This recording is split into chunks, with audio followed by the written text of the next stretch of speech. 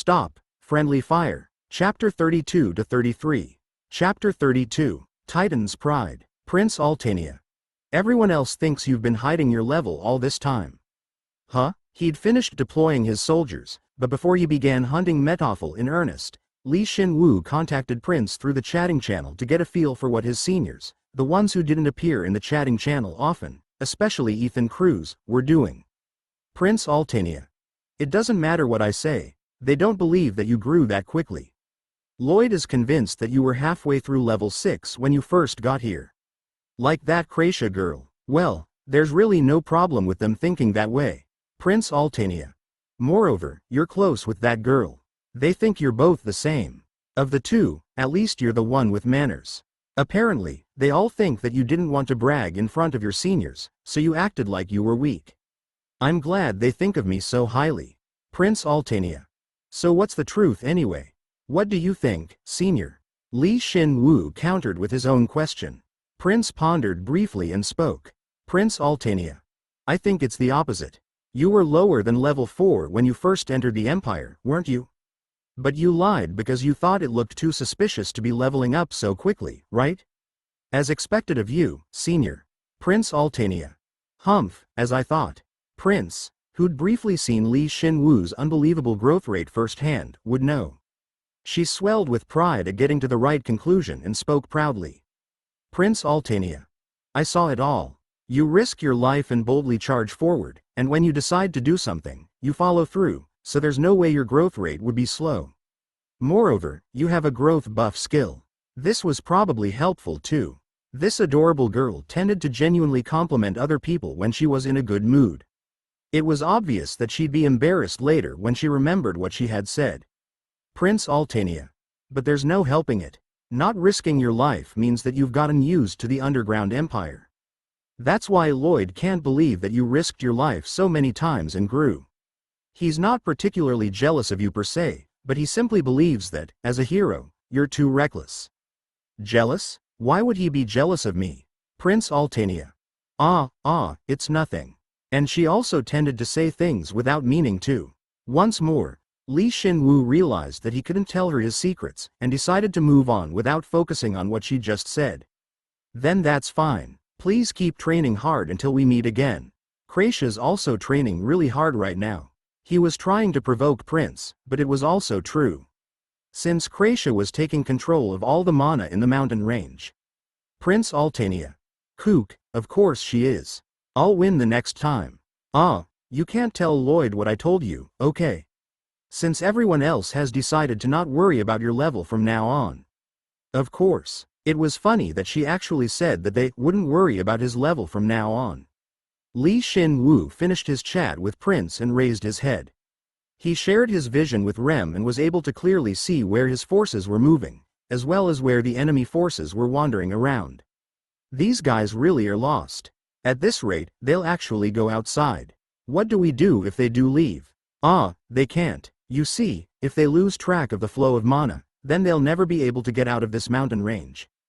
Jin pledged that he wouldn't leave Shin Woo's side, and ran across the steep hill. It was all covered with ice, so it was slippery, but Jin used his steel heart skill to create icing. He didn't have any problems running, as the iron tool he'd created at the bottom of his feet kept him from slipping. But it's really quiet. I can't believe there are thousands of undead following us in these mountains. The giants are engaged in battle. The Kai Pals are as well. Shino Rendu's really scary. He broke off a cliff to annihilate 2 core and is moving on to the next point. From an outside view, Mother Nature was silent, but beyond, there was a fierce battle underway even now. Was this also because of the mana? It was, to be honest. As the space expanded, several places in the mountain range were blocked off, so it was difficult to communicate here, and it was especially difficult to command a huge army like Metaphel's. It would have been difficult for Shin Woo as well, had it not been for his darkness mana and its resulting links. And if it weren't for him stealing Metaphel's magical device, which had split into 6 pieces, then this operation would have been impossible. Kai Paul, just go straight. They're behind that small forest. There's a level 7 elite there. You know that this task is really important, right? The Aram Corps will attack from behind simultaneously. Kill them together. If you can kill a level 7 elite, then the strength of their army will lessen. I understand, Shino, you're charging too fast. If you go that fast, you'll lose valuable troops. For now, just make sure you collect all the loot. There's a squad at 7 o'clock, so kill them and then come back. Remember, you're still weaker than Metophel. Take your time with your revenge, it won't be too late. Kook, I understand. Shin Woo ordered his troops whilst riding atop Jin, and watched the giants carefully, as he couldn't relay his orders to them directly. The level 5 giants would draw the enemy's attention, and the level 6 giants would be responsible for the actual hunting. He knew that their strength may not be sufficient, so he had stationed the level 7 giants on standby just in case. Shin Woo was looking after them so meticulously that the giants didn't really sustain many casualties. Kawa, how dare you covet the land of the giants, you lowly humans? How dare you? I'll show you that our fury hasn't waned in the least. The giants reacted to the Imperial army particularly violently and engaged in battle. While it wasn't difficult for them to overcome their foes, it was difficult to get them to retreat at the right times. You've already killed them all. Direct your anger at the Imperial troops over there. Ah, Paul Zero. Ah, is that so? I got it. Who? They're being pushed back over there. Jin, run towards 3 o'clock. Shin Woo had to even account for insubordination and somewhat regretted bringing the giants into the fold, under his command. He moved again and again. His non-existent eyes surveyed the battlefield and he commanded his troops. Kahak, the giants have attacked first. Reinforcements, request for reinforcements. General Metophel, were his efforts finally paying off? The enemy forces hadn't realized that they were being attacked, as the Paul Zero Corps, as well as the giants had been attacking them for 3 hours now. But in the midst of that, Shin Woo discovered a bizarre phenomenon, which made him feel uneasy. The undead, which had been wandering around the mountain range, had at some point begun moving in a more organized fashion. As expected, the troops spread out across the mountain range are getting closer and closer to Metophel. What kind of cheat skill is this? They're moving faster than privates being ordered around by their superior. Shin Woo couldn't figure out what Metophel's ability was. He would be in trouble if he hadn't asked Kracia for help, in case of a situation like this. Kracia Meloy. Shin Woo, this is really boring. It's the most important job, so I'm counting on you. What was Kracia's job? Her ability to control cold air, which had been amplified to its very limit. Kook, damn it, since when did this glacial mountain become so cold? General, the wind's somewhat weak here. Please command the troops to go this way. She dispersed her mana far and wide, and by controlling the cold air, Kracia made it so that Metophel's guards couldn't command the main force while keeping them from finding the right path. She had to stop Metophel from personally commanding his troops at all costs. Kracia Meloy, I'd rather fight. If you think you can kill him with your magic, then by all means. Kracia Meloy, it'd be a bit tough. Kracia said honestly. That's because Kracia was well aware of the arcane magic artifact that Metophel wore.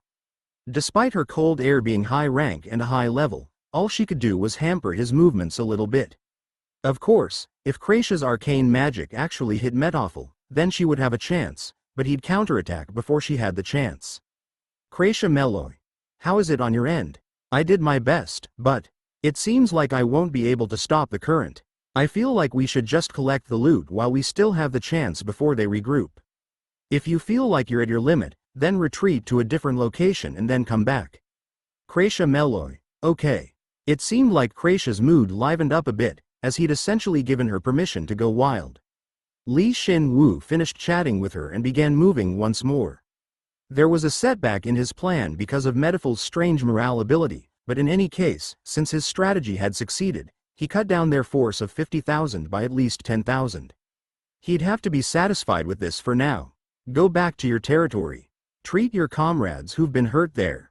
I got it. The giant's domain, Perlin Elta, was the most heterogeneous space at the center of the mountain range.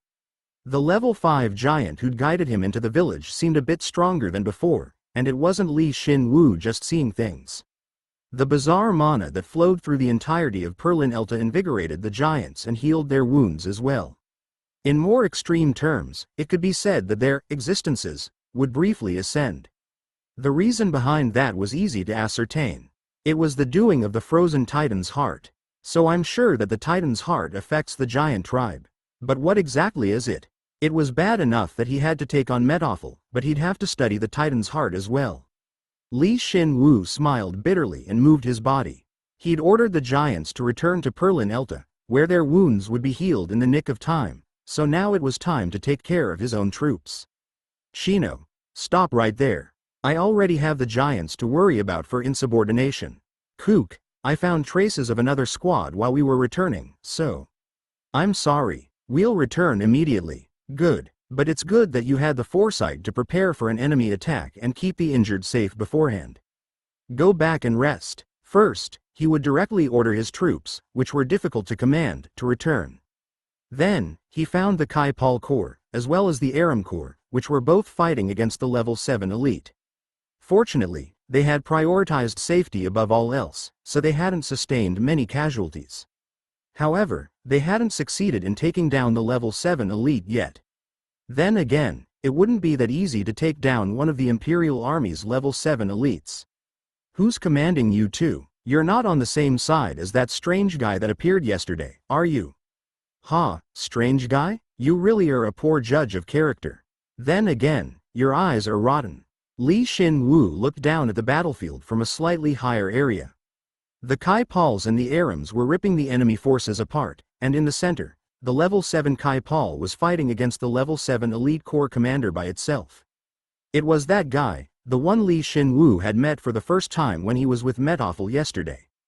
Triple lightning, Kahawk. Shin Woo and Jin fell, and the level 7 elite, who was clashing blades with Kai Paul, was unable to resist Shin Woo's greeting, and got swept away. Because he'd simultaneously activated both Lightning Sprint and Lightning Shadow, it seemed as though a lightning bolt had fallen from the sky. This is the Lightning Shadow Generals. I'll let you see the Lightning Shadow Generals soon, so stay right there. Ground lightning. Dozens of lightning bolts came from the icy ground and attacked. Even though it was flustered, the level 7 elite managed to dodge the lightning, but Kai Paul, who was holding a giant greatsword that resembled a sharp saw blade, was waiting from behind it. Now do you realize how rotten your eyes were? Kahawk, if you're truly a knight, then you wouldn't do something as cowardly as. Kai Paul didn't listen to it. Shin Woo was the same. Kai Paul had been formed from the fusion of countless knights' souls, so there were no gaps in its sword technique. While defending against Kai Paul's attack, it lost its weapon, and a breath of the lightning god fell upon its head once more. Kiahyok. The lightning and the sharp blade immediately broke through its helmet and burrowed into its skull. At that moment, the corps commander realized that there was no way it could escape alive. Sir Metophel? Yeah, I'll send him to you soon. Shin Woo replied with disinterest and exploded the sword burrowed in its body. His skills in handling mana were so great now that even if he exploded the sword right before him, the resulting explosion wouldn't damage him or his allies in the least. You have acquired 6,196,550 Perium. You have acquired the LV7 Ghoul Knight Leader's jawbone. Shin Woo snatched the loot and placed it atop Kai Paul's shoulder, who was just starting to straighten himself out and stand up. He was going to use bone reinforcement on him. This is for you, but I didn't take him down by myself. So after you absorb this, you'll be able to take down a guy like that by yourself next time. Right? Yes, no matter what. Jin watched their exchange and thought that if this were a game, he would have seen a message like, loyalty plus 500, or something. Shin Woo probably just did it because he thought it would have been more efficient to let Kai Paul absorb it than himself. Thank you very much, Paul Zero. I feel like I've gotten a lot stronger. Good. If that's the case, then come with me and return. We'll move on to the next battle after everyone's been healed. I understand. After he'd succeeded in his ambush, Shin Woo led his troops and returned to base. Some of the giants had been slain, but none of his own troops. It seemed like his troops' tough undead bodies were helpful, as they were all healed within a few hours. At the last minute, Kracia had cast widespread ice magic that crumbled the entire mountain and had returned with a refreshed expression. With her help, they had cut down Metaphel's forces by 13,000, including the death of one level 7 elite. It was a perfect victory. You have annihilated a fourth of the enemy army with a limited number of troops, while simultaneously commanding the giants, who hate outsiders. By understanding the enemy and effectively using the environment, you were able to achieve the best possible outcome. You have the right to be called the ruler of the battlefield. You have acquired the title, Commander of Terror. The abilities of all forces under your control are buffed by 10%. Whenever you achieve an exceptional result in battle, this title will evolve. All stats have increased by 10 as a result of the title. The high-rank command skill has become LV2 and all stats have increased by 5. Shin Woo had achieved victory so seamlessly that he gained a title, and in the evening used the bones his troops brought back to reinforce them. Because most of the bones belonged to normal soldiers, his troops didn't grow much, but low-leveled bones were best for healing injuries. Paul 0 made me a level 5, and those who came back with level 5, level 6, or elite bones became noticeably stronger. He collected all the bones of the foes that the giants had slain. The giants didn't realize the value of either the bones or the perium, and reinforced the Pauls with them, allowing them to grow far more than he'd initially expected.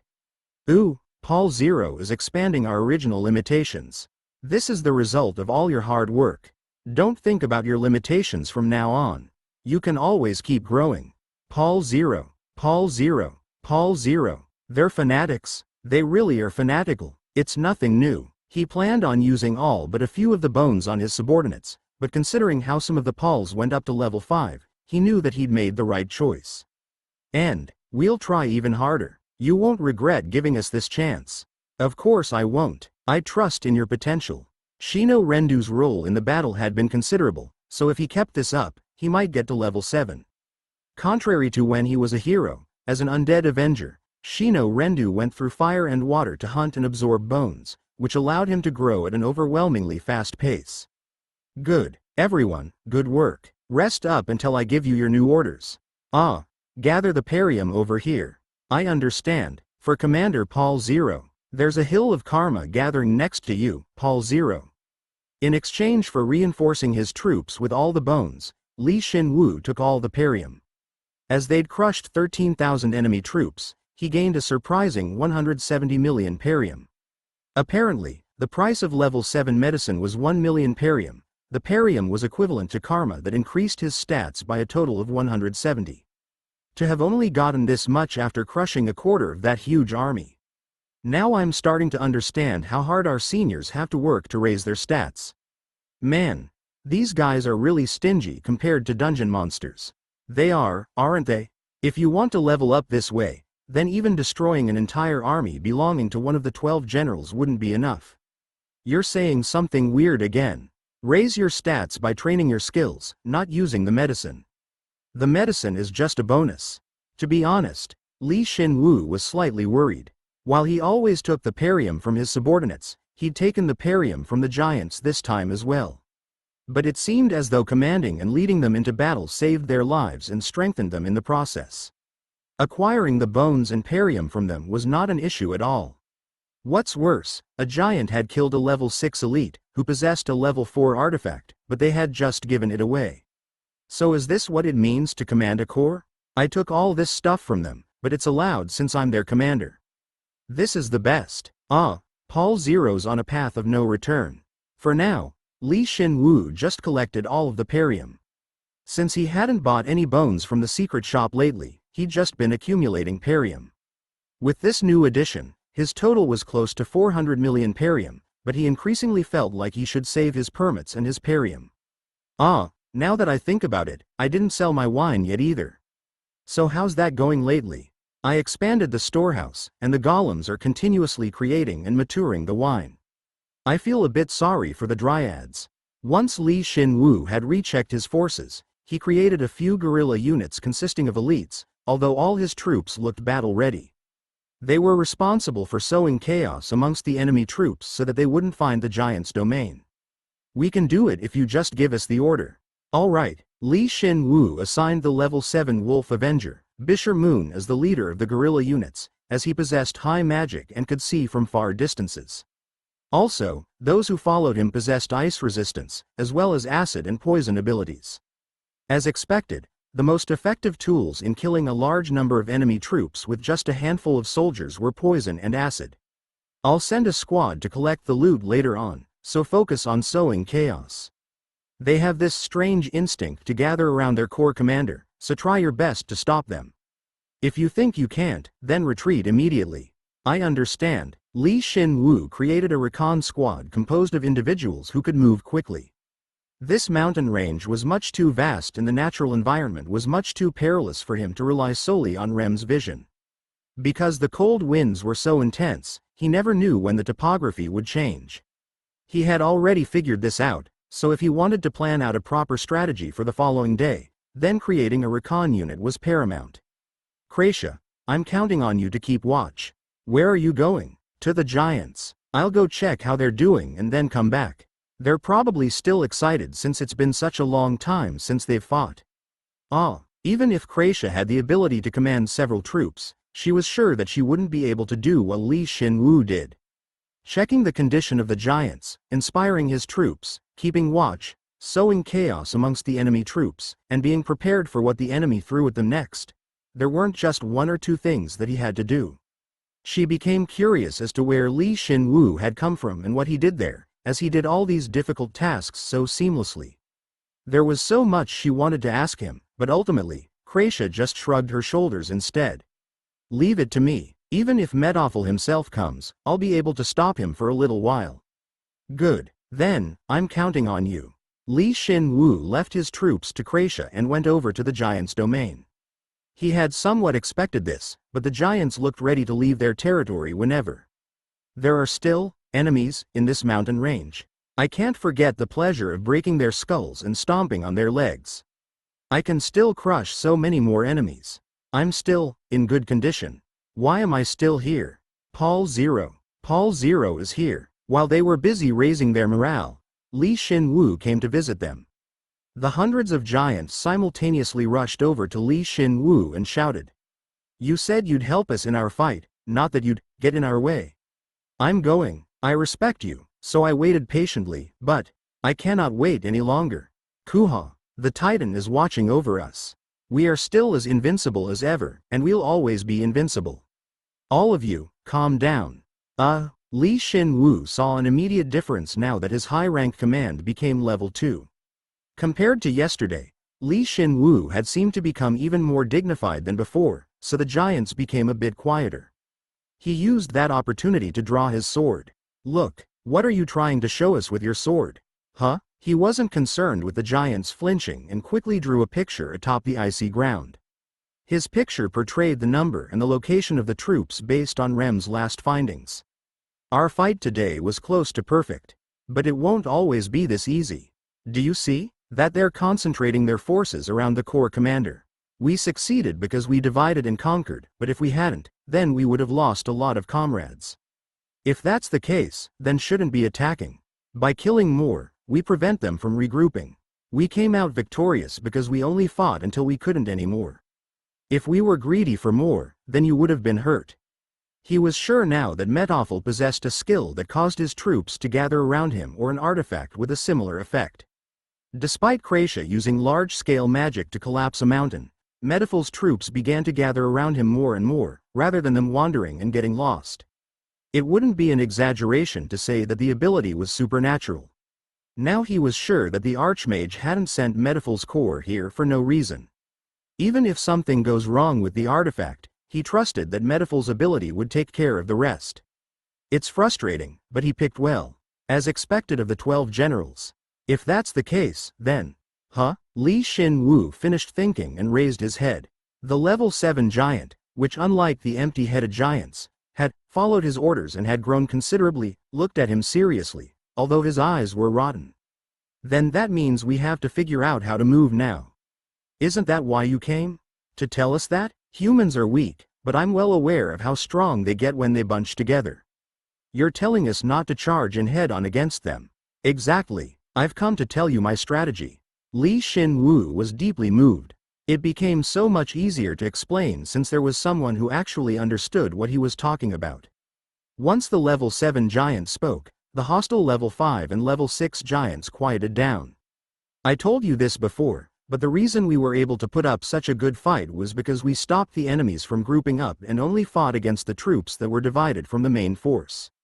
So what do we do against them, now that they've gathered into one main force? Shin Woo drew a line through the 37,000 undead on his rough map. He cut off the tail end of the group. Then, he drew another line, and then another one after that. He drew dozens of lines until there was only one small group of enemies remaining. It's fundamentally the same. We divided and conquer. Thus far, we've been doing our utmost to keep them from grouping up, but from now on, we'll cut down that main force and lessen its size. How? With Mother Nature. If this were flatland, then this strategy wouldn't work. And if they weren't giants, then it would likewise be impossible. But in this glacial mountain range, the Titans were capable of controlling Mother Nature with ease. If we don't have a wall, then we'll just break a hill and make one. If the ground they're walking on is stable, then make it unstable. Become nature's fury and cajole your enemies. When they fall to chaos, then we'll cut them down bit by bit. It's time to show them how impressive you really are. How impressive we really are. Nature's fury. Did Shin Woo's words reach them? Once the giants heard him, the giants smiled faintly with their rotten lips. Shin Woo's jawbone rattled, as he had succeeded in using them to set up traps. I feel like you're worthy now. And then, one of the level 7 giants said abruptly, I suppose it's alright to show you the Titan's heart, as you're a human who understands a giant's strength and is acknowledged by the giants. Oh, and now, he unexpectedly had the chance to advance his goals. Shin Woo was walking into the inner part of the giant's domain with one of the level 7 giants. From an outside view, it looked like nothing more than an ordinary snow-covered field, but he felt like he was blocked by a barrier of mana around halfway through. Although he knew this barrier wasn't physically stopping him from entering, it was a barrier that would lead one astray and force them to go in another direction. In other words, it was similar to the spatial barrier that prevented access into the mountain range. It's in here. You should be able to follow us through. Of course, due to the leading giant, the barrier was temporarily removed, and the correct path appeared. Of course, a normal person would find it difficult to follow, but to Shin Woo, who had figured out the right way to enter the mountain range, it wasn't very difficult. No, even if the giant hadn't been here, he would have been able to figure it out. The spatial divergence is severe, even within the giant's domain. It's a barrier created by the Titan's heart itself. Only us giants are permitted to enter. As I thought, this is what it means to be descendants of the Titans. Indeed, as he followed the giant, Shin Woo felt apologetic to Kracia, as he'd left her behind and was going to see the Titan's heart without her. However, it couldn't be helped, as there was no way that the giants, who hadn't yet fully overcome their instincts, would accept her. Do we have to walk for a while? We'll be there soon. The giant really did stop soon. The snowy field had changed into a giant icy hill before their eyes. Shin Woo felt a ridiculous amount of cold air and his body shook. As expected, did you hear everything from Phenos? No, not everything. I see, the giant muttered sadly and pointed towards the hill. It seemed preposterous, but it seemed like the root cause of the cold air that froze the entire mountain range was this hill. The Titan's heart is inside here. Originally, the Titan controlled overwhelming heat rather than cold, but so much time has passed since the Titan had died that the last remaining trace of that individual has, as you can see, it spews out cold air rather than hot. How interesting. Shin Woo didn't really know much about cold-related artifacts, aside from Kracia's orb. But why was it? He felt familiar energy coming from the center of the hill. He attempted to get closer and study the Titan's heart buried within more in depth. But at that moment, who has come? Who did you bring? Two giants suddenly ran down from the top of the hill, casting a dark shadow over Shin Woo's head.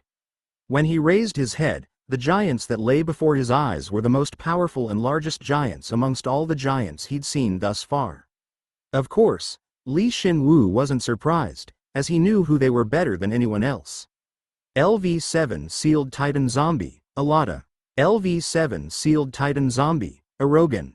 Both of them were previously heroes, and they were probably made into heroes even earlier than Man Bok, as heroes that were born on this planet. They survived through the day disaster befell the Empire, and they were picked by God and carried out her orders, but they couldn't overcome the 12 generals, and despite them being betrayed by their allies and becoming corpses, they regained their wills and had returned here. They had remained as giants, not normal undead. It's someone who can understand us, O Mother and Father. Someone who can understand us. I'm Paul Zero. Shin Woo confidently introduced himself to his two senior heroes, whereas the two undead heroes just kept watching the hill where the Titan's heart was buried. He wouldn't be able to sleep until he could figure out what this familiar feeling was. Not that he could sleep. I have inherited Fenno's will, and have come here to retrieve the Titan's pride. To think you'd speak the Titan's name. Fenno's? What a nostalgic name. So you met him. That's right. Surprisingly, the two giants weren't really suspicious of him, nor did they reject him. They were the strongest of the giants, those who scorned human beings, so it wouldn't have been strange at all if they were to have attacked him as soon as they saw him. Shin Woo thought about it briefly and realized. They were probably helped by Lee Man Bok. If that was their last contact with a human being, then he could understand why they were acting this way. Though you knew Fenno's, it seems like you're quite close to this human, for you to suggest that he see the Titan's heart. However, the Titan's heart is the symbol of the giants, so bringing him here was thoughtless of you. That's not the issue right now, mother, father. What? Perhaps this guy is. Hearing that, Shin Woo looked at the level 7 giant in astonishment. To think he'd say that the Titan's heart, which all the giants treasured, wasn't the issue right now. It was at that moment that Shin Woo realized something. That this giant hadn't brought him all the way over to just show him the Titan's heart. Rather, the Titan's heart was probably just an excuse to ask him for something. What are you talking about? Explain in detail. I'm not a very good speaker, so I'll let this human explain. This human knows how to honor our will, so please hear him out. The level 7 giants bowed its head towards the previous heroes. Shin Woo thought, as expected, and nodded his head. The level 7 giant had brought him here to persuade these two giants to fight against the Imperial army with them. To think that the giant that had ignored him at the beginning was doing so much for him now. I thought you'd completely degenerated into the undead, but you've regained your intellect. How surprising. Is this change you're doing as well?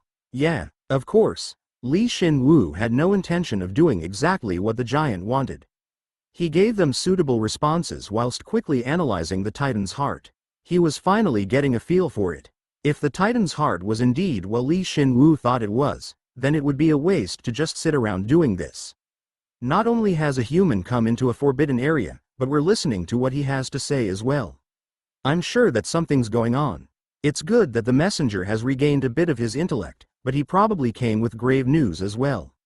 You said this is a forbidden area, right? That's right, human. We're thinking about whether we should punish this one for allowing you, a human, into the forbidden area, or if we should consider you friendly enough to allow you into this area. What exactly did you do to bring back their intellect? Although they're better off than the undead teeming within the Empire, they're ultimately still undead. Who? At that moment, Shin Woo raised his head. His analysis of the Titan's heart was complete. It was exactly as Shin Woo had thought. He realized how to truly awaken the giants. There are those who are trying to invade that forbidden area. They are aiming for the Titan's heart. It was the second act of his play. And that's not you? A logical response. Moreover, it's actually correct.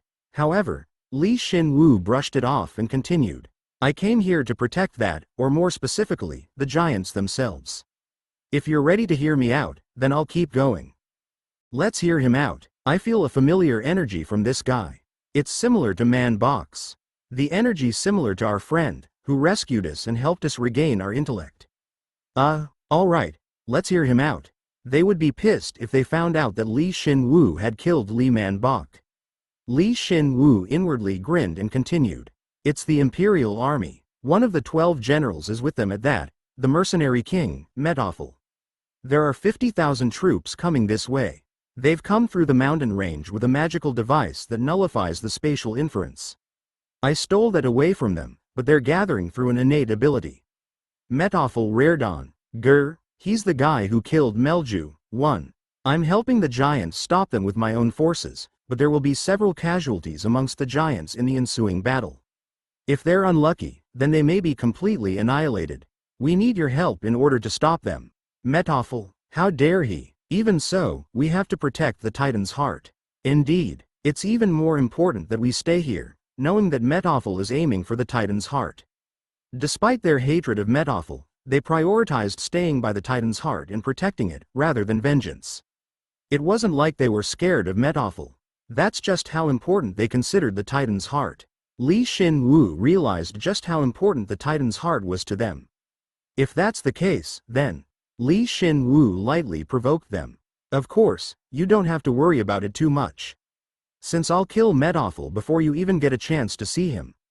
If that's the case, then there's no reason for us to be even having this discussion. Shin Woo would kill Metoffel, not the giants. They understood what he had said and he'd left an impression on them, but it's not like that would be enough for them to respond with, "I'm going to kill Metoffel myself." So Shin Woo furrowed his brow, nodded his head, and spoke. "That's right. The giants may perish, but you'll be able to protect the Titan's heart. That's the giants' mission that has been passed down from generation to generation. Those who die shouldn't have any complaints. But still, father, mother." The level 7 giant who was listening from beside them looked as though he were burning up. Now that he thought about it, the one who had been hit by the level 7 elite's arrow and had been complaining the entire time was this guy. As expected, at the time he was consumed by rage, but as time passed he came to realize that the level 7 elite was stronger than he was. "Yeah, there's nothing for you to worry about. Until the next batter is up, that is." "The next batter?" Hearing that, the giants flinched. Had they really not expected this? Shin Woo snorted and continued. He hadn't planned on telling them this, but the situation was different now. Isn't it obvious? Would the Empire really give up on this place with just the loss of Metoffel? Rather, they'll come out even more aggressively next time, as they'd have lost one of the 12 generals. At the very least, Feotane von Seldin would be included in the next punitive force. If that happened, then the giants would be exterminated for sure. No matter how much they used the terrain to their advantage, or how well they planned, they wouldn't be able to block that single absolute being, despite their best efforts. "I've come here to persuade you, the giants, and retrieve the Titan's pride. But I haven't come here to die. I'm going to run before then. Moreover, now that I look at you guys, it seems like you've become too greedy. You two, the leaders of the giants, don't seem to know what's really important here. It's the Titan's heart. The most important thing to us is the Titan's heart. Yeah, that Titan's heart." They'd finally gotten to the key to the problem. Shin Woo extended his hand, gestured to the icy hill, and smiled coldly. "Of course, this is a great treasure. But right now, it's nothing more than an item that's emitting cold air and slightly boosting your energy. How dare you?" The giant on the left side, Alada, couldn't hold themselves back anymore and swung its greatsword at Shin Woo. The giant weapon seemed to contain enough force to cleave through a mountain, yet Shin Woo blocked it with the Titan's pride. That shield. Shin Woo didn't even blink at the astonished reaction of the giant. "At this rate, you guys will be annihilated, and the Titan's heart you hold so dear will be taken away from you. You said the thing most important to you is the Titan's heart, right? What you're doing is pretty much giving it to the Empire on a silver platter." Kook, Kwang. The force behind the giant's greatsword finally broke apart the Titan's pride. Before the greatsword could continue on its course and break Shin Woo as well, he summoned a second shield and blocked its strike once more. Shin Woo saw the speechless, gaping giant and smiled bitterly. "If it's so precious to you, and if you truly want to protect it so badly, then you can't just be sitting here doing nothing. The Empire already knows where it is. They also have a way to find it. So do you really think you'll be able to protect the Titan's heart on your own?" Can't. Kook. Shin Woo mercilessly cut them down. A giant attempted to refute his claims, but when it saw his blazing goblin fire, it couldn't follow through. How could they stop the level 8 archmage from taking the Titan's heart when they couldn't even beat a weak skeleton? The intellect that he'd barely been able to preserve was telling him that the undead in front of him was telling the truth. Everything was over, so long as the Empire had a way of locating the Titan's heart. "So, our job isn't to stay here and protect this thing." Yeah, Shin Woo grinned. At some point, a gigantified breath of the lightning god floated in the air. The mana consumption was tremendous, as it had been gigantified, but its dignity was undeniable. "Our job is..." Shin Woo dropped his hand lightly. At that moment, the breath of the lightning god shot out like an arrow and burrowed into the icy hill. Seeing that, the giants were shocked and moved to stop him, but it was already too late. The tough ice it had burrowed into began to crack, and once the breath of the lightning god began to emit lightning, the cracks spread throughout the entirety of the hill. Are you trying to break apart the Titan's heart? Nope. The hill, which boasted an incredible toughness from the many years of repeated freezing, was broken in an instant. That ice was saturated in mana, which wasn't very important. What was important was what appeared inside. LV8 damaged Titan Golem core. Our job is. Shin Woo looked at the Titan's heart, which had been stripped of its outer coating and even now was releasing cold air. No, it was actually a golem core that was sucking all the heat from its surrounding, and he said, "To revive the Titan." Revive the Titan? Yeah, Shin Woo said nonchalantly, but the giants froze. They focused their attention on the now exposed core. Seeing cold air stick to the top of the core and form ice, even at this very moment, was memorable. As expected, it takes a human to say something so impious with such ease. The Titan passed away. If a human could have revived it, then it would have risen long ago. You still don't get it, even when you're looking right at it. Shin Woo watched the Titan's heart, the Titan Golem core, as it continuously drew in heat from its dented side and smiled bitterly.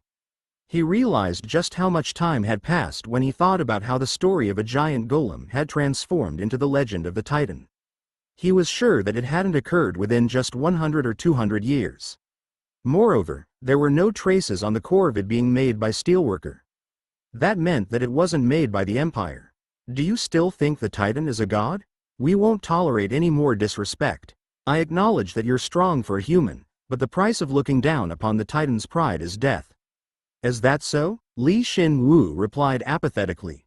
They hadn't figured it out, even though it was clearly not a living being's heart. Therefore, he would have to prove it to them in a different way. Then, just watch. You dare? Shin Woo extended his hand.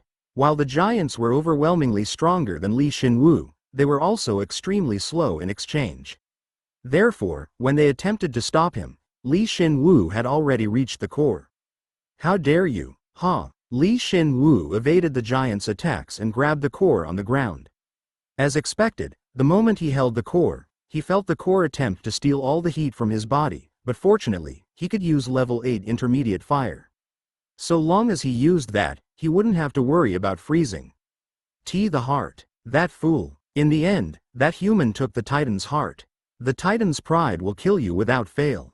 When it does, we'll take back the Titan's heart. That's not just the proof of our ancestors, but the very soul of the giant tribe. Shin Woo had already blocked out the giants. All of his attention lay on the Titan Golem core in his hands. The moment Shin Woo used his power, the core, which had until now been absorbing all heat. Through bone reinforcement, the LV8 damaged Titan Golem core is transforming. He thought it might not transform like the Huggins eye. Fortunately, it did. Perhaps his affinity was high since he'd manufactured golems before and he possessed the Puppet Master title. The Titan's heart is. Kill him. The enraged giants ran over to Shin Woo, but they couldn't get too close. While their frames were large, the Titan's heart was comparatively small. Therefore, if they tried killing Shin Woo, then there was a chance that they would damage the Titan's heart as well, which would be an unforgivable sin. As I thought, you guys really are undead. Or were you like that when you were alive? You guys are always in a hurry.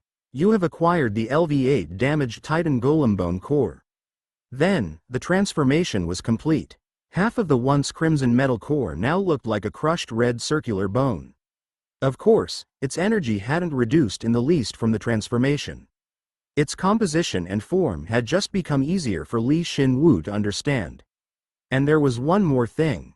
I'd thought as much, but it's still damaged even after the transformation. I don't think I'll be able to analyze a thing when it's in this state. In order to restore it, I'll have to use bone reinforcement. Oh, that's right. He remembered that he could use bone reinforcement on the core itself. Shin Woo mulled over what the suitable materials would be to reinforce it with and soon opened his inventory, pulling out a non-bone item from it. It was none other than the fossil that permanently radiated heat, the solar fossil. Consuming the solar fossil to reinforce the damaged Titan Golem bone core.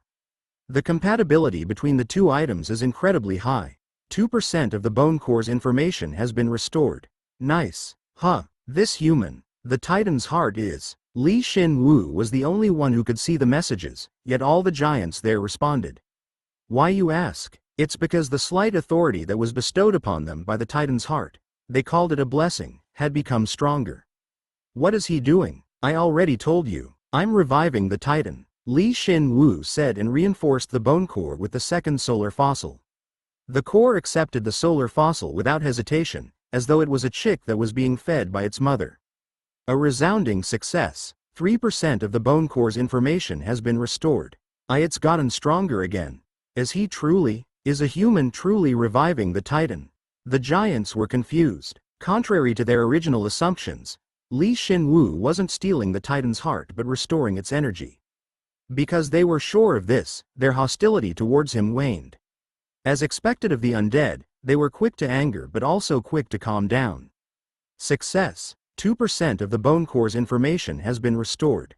A resounding success. 3% of the bone core's information has been restored. Success. Ellipsis closing square bracket. The compatibility between the solar fossil and the bone core was unmatched. When reinforcing a core with a similar core, there would be times when the reinforcement failed, but the solar fossils never failed to reinforce the bone core. Perhaps the solar fossil was used in the construction of the Titan Golem core in the past. In other words, perhaps the sunlight stone was used in its creation. It might not have been part of its core, but rather, part of its body instead. It's gradually. The energy in my body is increasing more and more. It might even be similar to the blessing that the Titan bestowed upon all giants when it was alive. Why was their energy increasing as the bone core was restored more and more? What exactly was the connection between this core and the giants?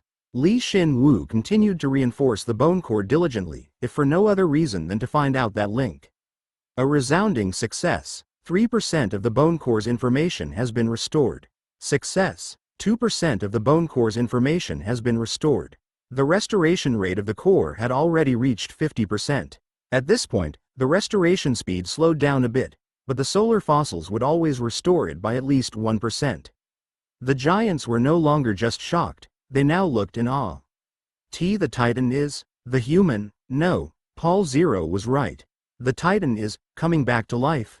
Ooh. The giants, who'd stood awkwardly, soon began to bow their heads towards Shin Woo. He thought he'd clear up the misunderstanding, but he hadn't expected this, so Shin Woo just ended up smiling. A resounding success. The bone core's information has been completely restored. When he finally completely restored the bone core stopped drawing in all of the surrounding heat. The once prevalent cold air was instantaneously cleared, and the giants looked as though they were going to cry. The curse has finally been lifted. How preposterous. To think it was a human that did it. I'm angry. I may be angry, but I guess I have to acknowledge him. You're our savior. Phenos sent us a savior. Shin Woo glanced at the giants and turned his attention back to the bone core. A hero's eyes could see all, and he mercilessly read the completed bone core's information. LV8 Titan Golem Bone Core. A golem created by a human who wanted to reach godhood. A Titan's core. In the past, when the Titan was destroyed, the core's charge function was damaged and it continuously drew in heat, becoming a defective product. However, it is now at 100% functionality. The heat is charged at 100%, but because there is only the core left, there is nowhere to release the heat.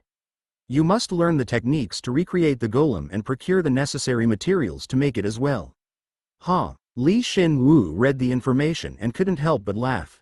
He didn't think that this core, which froze this entire mountain range and even twisted around and hid the space, would cause all of this just because its heat charging function had been damaged. So the original golem sucked in heat from its surrounding and stored it in the core. Its strength lay in releasing all of that heat. Once it has reached full capacity, it must stop charging, but because the core's charge function had been damaged, it couldn't reach that, and as a result, created this ridiculously icy zone. What a joke. Kracia would be disappointed if she found out. Kracia thought that the Titan's heart was an item that continuously discharged cold air. However, that cold air was just a byproduct of the Titan's heart sucking in all the heat in its surroundings, so it would be quite unsatisfying for her. Wait a sec, now that I think about it, that might not be the case. Kracia might actually get excited if she knew that they could make a new type of golem with this. When he considered the fact that they'd be using a level 8 core, they might even be able to create a level 8 golem if all goes well. Who is Kratia? She's someone who'll be really helpful in reviving the Titan. Oh, ooh. At some point, the giants had begun addressing Shin Woo with honorifics, and Shin Woo accepted it quite naturally. He'd been in so many scenarios where an individual would change their attitude once the situation changed. Can you really revive the Titan?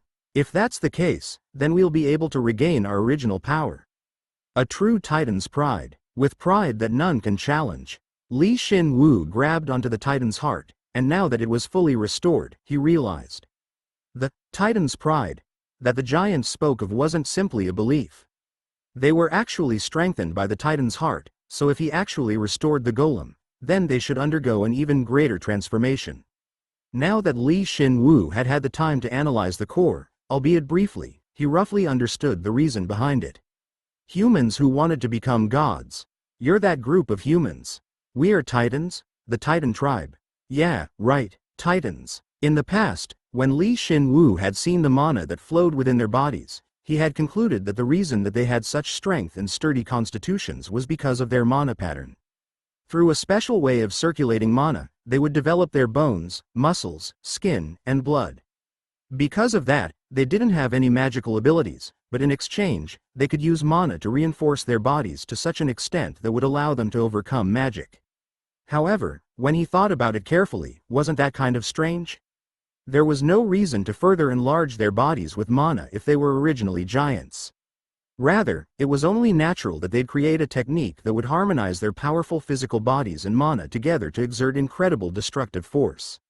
In other words, Titans didn't start as Titans. If he assumed that they weren't giants from the very beginning, then everything made sense. To reach godhood, they studied mana and applied that research onto humans, as they continuously focused on improving their bodies again and again. The mana breathing ability would spread amongst humans, and if it were passed down generation after generation, then, if that's how their descendants steadily increased in size, then. And what if this Titan golem is the basis for this mana breathing ability? The mana breathing ability was originally created to catch up to the Titan golem, so the fact that the magic that comes out of the core affects and strengthens the giant's own mana shouldn't be surprising. Who? Shin Woo, who'd thought this far, shook his head. In the end, it was nothing more than a hypothesis. Perhaps these Titans, who were born with mana breathing, were based on the Titan golem, as it was the ideal shape. And then, God would probably give them her blessing as well. Since all that matters is the result. Sir, Paul Zero? Listen. Shin Woo curtly ordered the giants, who'd even added, Sir, to his name. We're going to revive the Titan. Now help us kill Metaphil. You can, can't you? Of course we can. The giant who'd led him here, as well as his senior heroes, responded energetically. Aside from these golems, no one had any idea that a single skeleton was attempting to revive a Titan, which had been lost in the annals of history. The Titan's strength is being restored. He who possesses Feno's will, Paul Zero, has revived the Titan. The giants were in high spirits. Once Shin Woo had come out holding the Titan's heart, or the Titan bone core, the abilities of all the giants spread out across their domain had increased. Of course, there was no way to get an exact number, but it seemed like they'd gotten about 20% stronger than before. And if I manage to install the core into a golem, at the very least, they'll be stronger than they are now. If he added in the golem's body, which amplified and refined the core's energy, then the giants should be strengthened even further. But he regretted just one thing. The golem would possess a natural weakness. It won't endlessly release heat. However, it will condense heat almost to its very limit and then release it for a limited duration. Of course, because it was set up that way, the core was level 8, but he couldn't get rid of the feeling that this golem was a weapon of mass destruction. It couldn't run for very long, and it also had a long recharge time, so. We'll follow Paul Zero's orders. Become a wild ice storm and push the enemy back. The returned Titan's pride. Let's show them the strength of the Titans. Yoo. Good. Then, everyone do as they've been told. This is all I know for now, and I'll leave the rest to you. Once he ordered the giants to move out, Shin Woo turned around and passed the core to Kratia. Though the core was indeed fully restored, there was still much they needed to know about it before they could use it to manufacture a golem. And Li Shin Woo couldn't find out all there was to know by himself. Can you really leave it with me? I'm going to be busy commanding them, so I don't have the time to do a thorough analysis. Plus, you're the only one who can protect it and analyze it at the same time. Leave it to me, we'll make an amazing golem together. Kraisha, who momentarily looked on vacantly at Li Shin Woo's words, soon snorted, nodded her head, and accepted the core from Li Shin Woo, along with his trust. She said that she could do it, and he put her in charge of it, but her mission truly was important. She wouldn't be sitting in one place, leisurely analyzing the core. Instead, she would be moving together with Li Shin Woo, simultaneously analyzing and protecting it so that it would eventually further strengthen the giants. Moreover, if she had the time, she would have to use her magic as well. For anyone else, it would be impossible, but for her, who could use catalyst magic through the use of her orb, it became possible. Do you think we'll be able to make a golem before we face off against Metoffel? That'd be the best outcome, but remember, we came here ready to win without this thing. Li Shin Woo had given Kraisha the core for her to analyze, just in case. If Metoffel hadn't had that strange skill that allowed him to call troops to him, Li Shin Woo wouldn't have had to prepare for the worst-case scenario. But as they say, even if it's rotten, it's still a herring. Because Metoffel had shown what he could do, Li Shin Woo had to do what he could, and even a bit of what he couldn't. But it's a relief that we were able to obtain the core early on. Since we also gained some great reinforcements in the process. Yeah, you're right. Once Li Shin Woo and Kraisha got atop his back, Jin ran atop the hill and nodded, seeing the two giants jumping down from the cliff and into the tail of the enemy forces. Those two giants were none other than the two elite level 7 sealed titan zombies that had once been heroes, Alada and Erogan. Remember, hit and run. Of course, hit. His high-rank command skill allowed them to hear him, even from afar, and the two giants enthusiastically nodded their heads at Li Shin Woo's command. Although they were level 7 elite giants, if Metoffel personally came forward with his subordinates, they would have no chance against him. Therefore, he'd ordered them to adopt hit-and-run tactics, and they seemed to obey his order without question, befitting giants who were so loyal to the Titan's heart, is what he thought, but they soon betrayed his expectations. Hit. The two heroes both placed their hands into the ground and flipped the ground, crushing hundreds of soldiers underneath. Then, they picked up the unearthed land and threw it, killing the other section of the army. They had instantaneously annihilated the squad. As you've commanded, Sir Paul Zero, we'll withdraw now. Victory for the Great Titan. It wasn't even a matter of hitting and running anymore.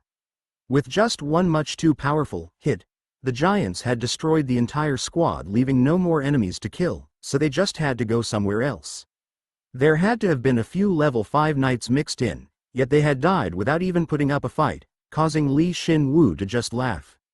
They're quite dependable. Nice. If they kept doing that, then they would be able to lower the enemy force's numbers faster than he'd anticipated. Even so, Li Shin Woo ordered that they not be careless. He then gave out his orders to his other troops. Break that side. I understand. There were other giants who fought at the forefront other than Alada and Erogan, but most of them would either break the dangerous mountainous terrain or shake the mountain paths to sow chaos amongst the enemy ranks. With their size, the giants could easily break a single hill and crush the enemy forces under the rubble or isolate the unit from the main force. Hey, a rock's coming your way. A rock? Wait, it's a boulder.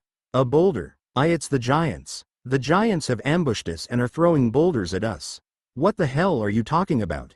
Kahawk. General. Rem kept track of the enemy's movements, and once Li Shin Woo had gotten its report, he gave out orders to the appropriate giants. They were disrupting the army at the right place and the right time, so even Metoffel's ability wouldn't be able to assemble all of his troops together. Kaha, who are you so desperately looking for? Kayak, it's a monster. And it wasn't the giants that had arrived here first, but the Paul Corps, as Li Shin Woo could relay his intent to them much more quickly. Especially Shino Rendu. Perhaps it was because of his Avenger karma, but all of Shino Rendu's abilities increased exponentially when facing not only Metoffel but his subordinates as well. Kua, Kok, Ki, Shino Rendu swung his largely reinforced right arm, with the skill bestowed upon him by God, and created a miracle much like the two giants. Whenever his giant, reddened arm created a shockwave, the Empire's troops would be ripped apart and scatter. Because of him, the Empire's troops faltered, and the Pauls he led merely had to strike at the soldiers and take them down. Actually, around half of them had already died and turned into loot. Paul Zero has given the order. The greater our resolve, the faster the Titan's resurrection will be.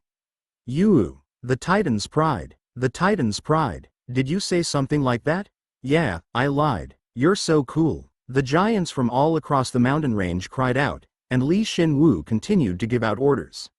They would throw boulders, break cliffs, break roads, and even break snowbanks that had accumulated for years and drop them onto the Imperial Army.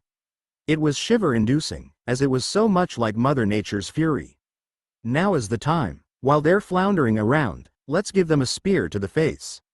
For Paul Zero, carrying out Master's command, it wasn't just Shino Rendu attacking the confused Imperial Army, it was also Bisher Moon, Kai Paul, and even the Arams as well launching a surprise attack, so Shin Woo was actually able to see the number of enemy forces dwindle. It was like they were eating cheese, starting from the outside little by little. By repeatedly dividing and isolating their troops, Shin Woo's troops were quickly able to cut down their numbers. Perhaps they were even cutting them down faster than the first day. Also, the giants' fighting ability had increased significantly and their attitudes had changed as well. I'll kill you, for the Titan's pride. For Paul Zero, dear Titan, please watch over me. It was different from yesterday where they had to fight out of necessity. They trusted and had hope that the Titan would return, so they fought as though there were something waiting for them beyond death. There was no way they wouldn't have gotten stronger. Metophel, I'll kill you myself. These abhorrent traces of the Empire. Let's bury them into the cold earth. Yuu, of course, the Paul Zero Corps had absorbed 13,000 bones in a single day, so they had become significantly stronger.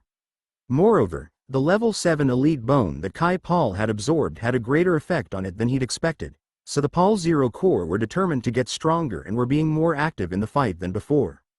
Good, they've killed about 10,000 of them. Shin Woo figured out how many they'd killed through Rem, nodded his head and muttered. Jin was astonished and yelled, "Already? It hasn't even been 2 hours since the battle began. We have to take them down even quicker. After all, I don't know how long we'll be able to maintain our advantage. But couldn't you just take your elites and fight Metophel directly? If you take down the leader, then they'll fall apart and run away. Isn't that your usual plan? No way, we can't." Shin Woo firmly replied to Jin's question. Of course, if he had an ability that could one-shot the leader and sow chaos amongst the enemy ranks all in one, then he would do so, but for this guy, we need to take out all the guys around him first.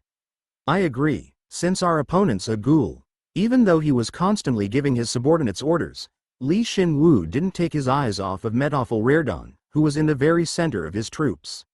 He had judged Metophel as that much of a threat. Despite his soldiers dying all around him, Metophel didn't hurry and his eyes shined, surveying the battlefield around him. Then, as ordered, Setwan, he looked like his aide-de-camp, shot an arrow at someone who had been in the rear, killing them. He's looking for me. There are 2 hills between us, so do you think he'll be able to find us? He'll never be able to find us. They don't know about Rem, so they're still trying to find us. If only they knew. Too bad. But right as Shin Woo finished, Setwan immediately shot an arrow into the sky. Metophel and Setwan, who'd felt that it was odd that Shin Woo was able to both command his troops and track their movements from afar, had soon come to the right conclusion. Moreover, they had quickly figured out exactly where Rem was and even hid it. Setwan definitely had some kind of sniping skill. Master, I've sustained damage. Return. That guy's a pain in the ass. I understand. He knew that he'd eventually be exposed as the battle went on, but it was much too soon. Shin Woo recalled Rem, who'd been struck by Setwan's arrow, healed it, and clicked his tongue. The situation's change. It's become unclear as to whether we can deal with Metophel quicker or not. What about firing a huge spell at them and then putting Rem back into the air? We can't use Rem anymore. However, firing a huge spell, that sounds like a good idea. It seems like Setwan is moving to take down the giants. Break that cliff over there. With that, we'll be able to hold him back. I think we should start attacking their command now. Okay, Kracia briefly passed the core to Li Shin Woo and began casting her spell. But when Rem, who had been fully healed, was about to jump onto Li Shin Woo's shoulder, it stopped and focused on the core. May I help with the analysis of the course as well? Ah, now that I think about it, golems are your specialty. Can I leave it to you? Of course. To think that it'd be the best of helpful, regardless of whether it was in the sky or on the ground. What a lovable golem. Li Shin Woo thought about what he should reward Rem with once this battle ends, and continued to order his undead. But then, Shin Woo, Kracia sharply called for Li Shin Woo. Li Shin Woo raised his head. He witnessed Kracia's spell causing a huge explosion and saw her use the cliff to attack Metoffel and Setwan in particular. Using her catalyst magic, she transformed the crumbled icy hill into hundreds of thousands of ice spears, which was especially memorable. What's this? It's perfect. That's not the problem here. That guy. The moment I cast the spell, he figured out where we are. He's pretty good. Was Hansen the only half-wit amongst the 12 generals? Was it because Kracia's magic was so large in scale? He was able to see Metoffel from beyond the broken cliff. The problem was that Metoffel had found them when Kracia had activated the spell. Kook, Kaha. Right after he'd ascertained their location, he screamed bizarrely. If Li Shin Woo still had eardrums, then it felt like they would have burst. It was as though that scream was warning them that he'd find them, and Li Shin Woo decided to take him on, matching him with his instigate.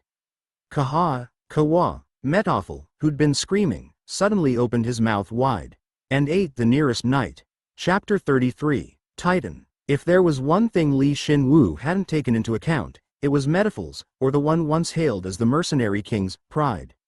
Kick. So there wasn't someone behind me. No, they may still be there, but that guy's the leader. Keek. How funny. Kahaik. Metoffel must have thought that he was just some unknown spy, but what would he think if he knew that Li Shin Woo was actually the mastermind behind all of this? Not only had he lost the artifact that the Archmage had given him, but it had also been used against him to divide his troops.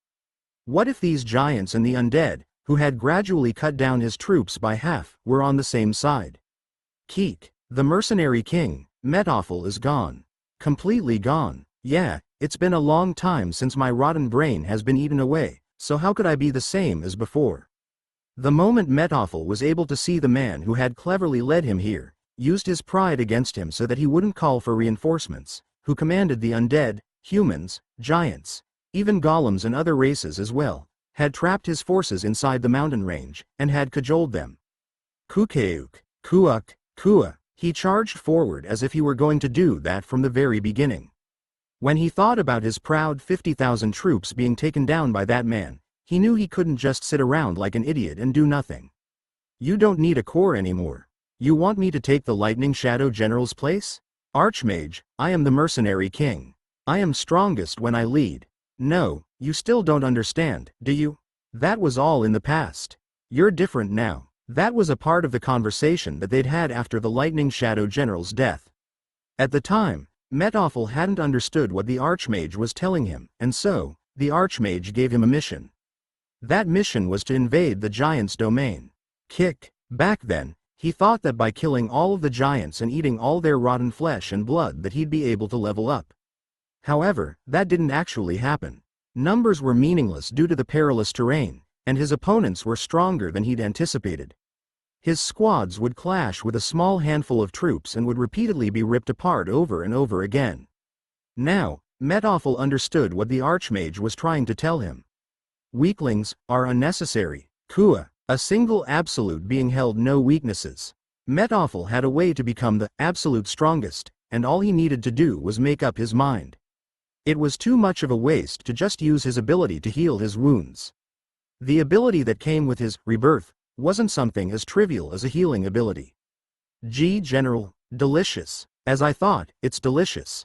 He would become stronger and grow through eating, and ultimately, evolve. Metoffel shuddered. It felt like that once unbreakable wall was cracking bit by bit and light was shining through. The more he stretched out his hand, the wider he opened his mouth, the more intense that light became. All of you, come to me. I will eat all of you. And thus began Metoffel's feast of his troops. That crazy bastard is. Seeing that, Li Shin Woo shuddered for a different reason. Medifil's soldiers were dwindling rather quickly. Through the efforts of the giants and Pauls, around half of Medifil's soldiers had been defeated, and Medifil began to eat the other half. General, why, Guru, there's no reason for you to live when you couldn't even take down one enemy. Be thankful that you can at least become a source of nutrients for me. Guak, the crazed Medifil began to eat without considering the soldiers around him watching. Although Medifil looked exactly like a human at first, when he opened his mouth and his jaw stretched, his cheeks ripped open, revealing sharp beast-like teeth within. That crazy ghoul bastard, I'm scared, he's getting stronger. Shin Woo, what are you going to do? Shin Woo briefly thought about the unforeseen situation ahead of him. Should we take him down immediately, or should he just proceed with his original strategy? But he really didn't even need to think about it. Kuha, Kook, the moment Medifil roared, a red aura surrounded the soldiers that were once under his command. Shin Woo thought it was some sort of special buff skill that Medifil could only use by eating a few of his troops, so he felt really uneasy and recalled his forces, but... Kua, Kick, Kihi, what the hell? It wasn't actually a buff, it was actually a skill that forced his subordinates to do something, to run towards their commander, Medifil. I don't want to. Sir Medifil, please don't. It's better if you give your lives to me than to those insects. I'll eat you all. Shin Woo suddenly realized as he watched Medifil open his mouth wide and continue eating. That was the cheat skill that allowed him to ignore the mana's spatial inference and gather his troops with him at its center. A skill that allowed him to have an emergency food supply nearby at all times. So why is he doing that now? Master, you won't be able to win once he's really started eating. When he's done eating all of those elites, he might. Yeah, since he's almost grown as much he could as a level 7. Shino Rendu had sent him an urgent report, but Shin Woo was already aware of the situation. Shin Woo didn't know why that crazy bastard began to eat his own soldiers once he caught sight of him, but the number of soldiers wouldn't matter if he became level 8. Even so, even if they attacked, all of his injuries would be healed because he was continuously eating. And despite Kracia's spell, Setwan had survived and almost as if expecting that this would happen, was standing by Medifil's side to protect him. Above all, it's impossible to take him down, as the Empire's troops are swarming him from all over. Then, instead, we'll stop him from eating. All forces, attack. They're nothing more than target practice right now. Shin Woo's booming voice resounded throughout the mountain range. If they couldn't stop Medifil from eating, then they would remove his food supply. That was the only thing Shin Woo could do at this point. Because of his skill, Medifil's subordinates couldn't do anything but rush towards him. Therefore, he wouldn't have to worry about any casualties and his forces could just take them down with ease. Guu, Kyaha, for the Titan's pride. All who heard his call discarded their covert operations and charged out from the canyons, above the hills, and between the boulders. Medifil continued to eat his own troops, and those troops were forced to focus on Medifil. The Paul Corps and the giants charged at the enemy troops, and it was chaos. How did it come to this? Don't ask me, it tasted bitter. Of course, he hadn't expected that it would go his way from start to finish, but who could have known that Medifil would have that trick up his sleeve? Moreover, Medifil was situated in an unfavorable location. By breaking the entire cliff with her arcane magic, Kracia had managed to inflict a significant amount of damage onto the main force, but she had simultaneously turned the landscape into an open snowy plain, which made it difficult for them to further attack him. So it's a total war, huh? You can't call this a total war. If you really have to call it something, then call it a dining room. It's the most intense dining room I've ever seen. Stop as many of them as you can. We're going to. The crazed Medifil didn't discriminate between friend and foe and just continued to eat in order to reach level 8. On the other hand, the Paul Corps attacked the clamoring troops, who were stuck to the general, allowing them to rest in peace. A battle really shouldn't have changed this much in such a short period of time. However, if we exclude the fact that Medifil is continuously getting stronger, then the situation's not bad. Shin Woo drew swords with both hands, pointed Jin to the enemy forces, and Jin began to run. The reason Shin Woo had so adamantly decided to use the giants to break the cliffs and spread poison was because of the absolute numerical disadvantage. However, right now, Medifil himself was cutting down his own troops. Moreover, Medifil's troops couldn't put up a proper fight because of his skill, so if he took advantage of this situation, then he should be able to kill Metoffel fairly easily. That's the key, whether Metoffel reaches level 8 or not. Shin Woo muttered while summoning a gigantified melting double-bone axe in the air, exploding it, and spreading the acid poison amongst thousands of enemy troops. Hearing that, Jin slightly shook. What do we do if he really becomes level 8? Do we do what we did against Feotain von Seldin? No, he won't be that strong. Since that guy seemed really powerful, even for a level 8. But he'll definitely be strong. Moreover, if we take into account his innate ability as a ghoul, then taking him on with numbers is a really bad idea. To be honest, he didn't even want to imagine a foe like a level 8 ghoul.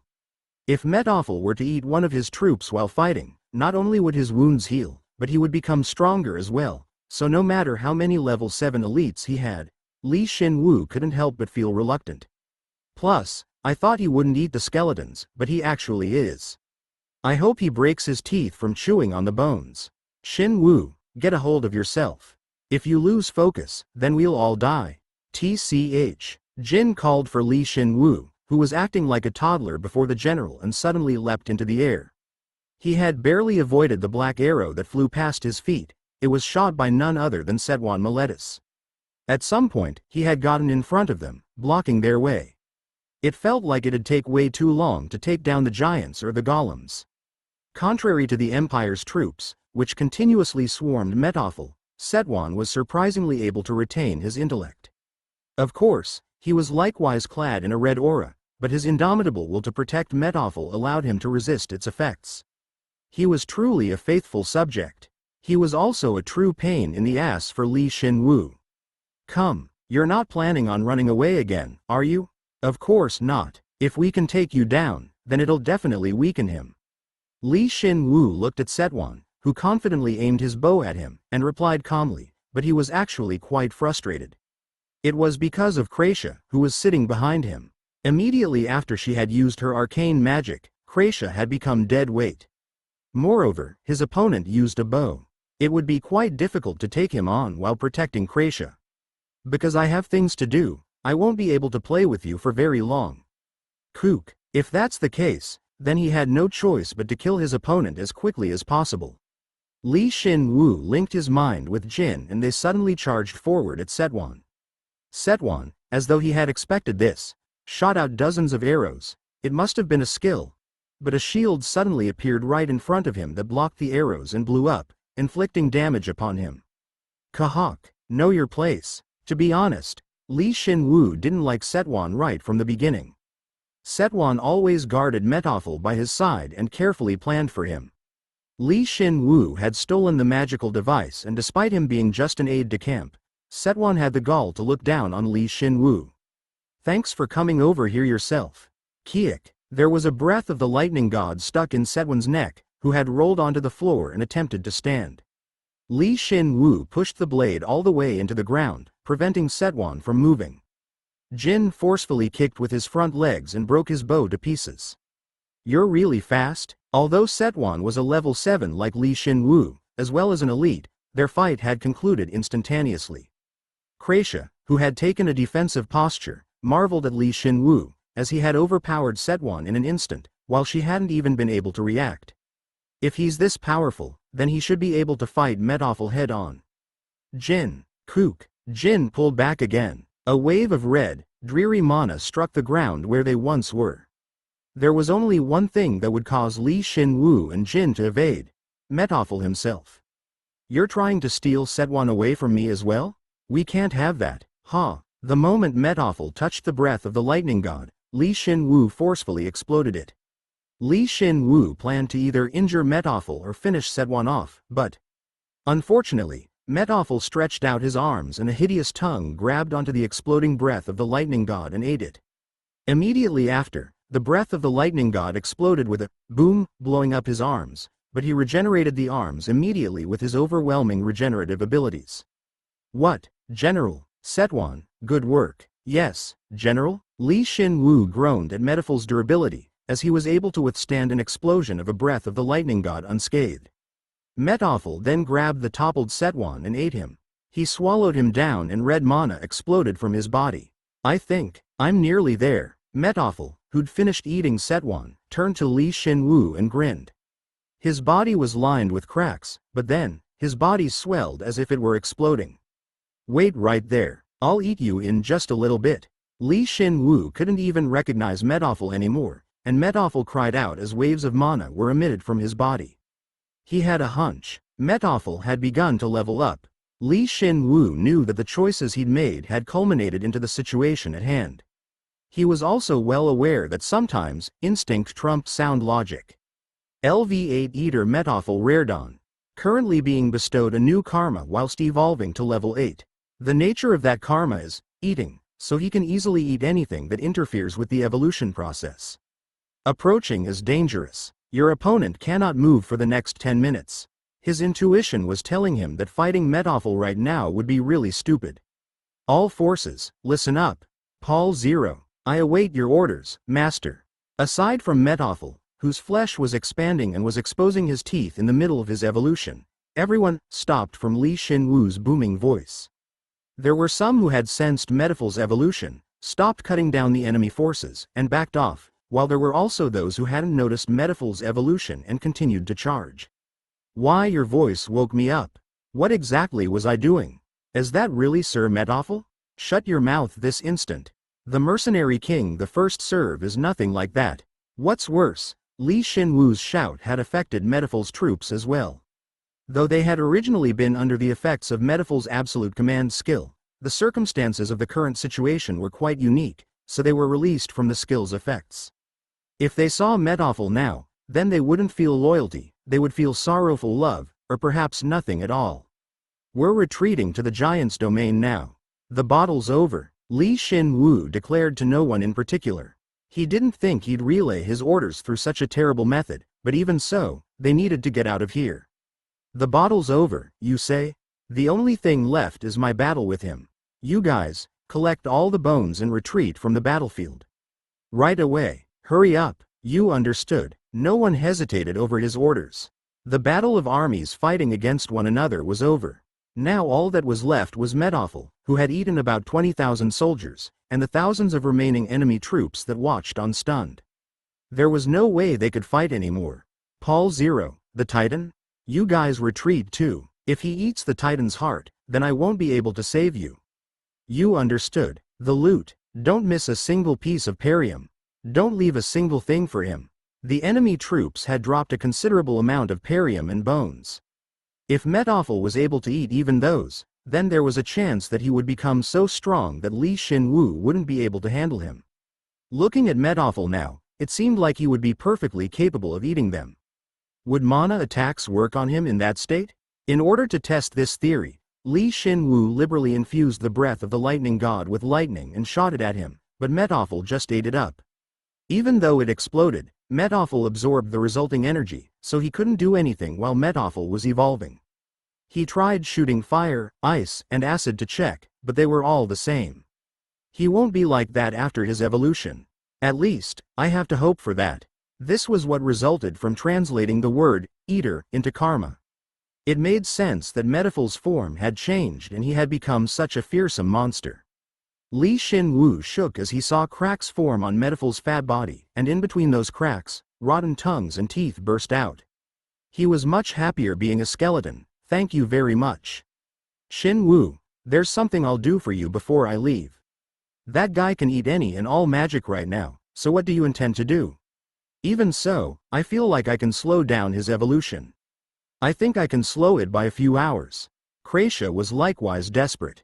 Shin Woo saw her assimilate her orb and begin an incantation for a spell. Then, he looked at the enemy forces, to be exact, the remaining 6,700 troops of the Imperial Army. Shin Woo's black goblin fire calmly looked them over, and the flames swayed as if he were feeling bitter. Are you guys just going to sit there? We're still fighting. Don't listen to him.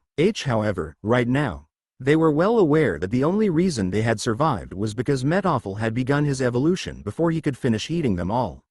When he was finished evolving, he would come to finish the job. Why are you hesitating? We are. What should we do? At the very least, I'm sure that if you stay there, Metophel will eat you all. It seemed as though the two level 7 core commanders couldn't run away and were already eaten by Metophel, but there were still some level 6 elites remaining. There were a significant number of level 5s and level 4s as well. However, they were all flustered, as they didn't know what to do in their current situation. Shin Woo could understand how they felt. He even felt sorry for them.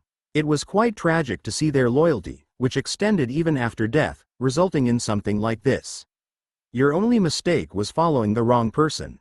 The Empire sent you guys here so that you could be food for him.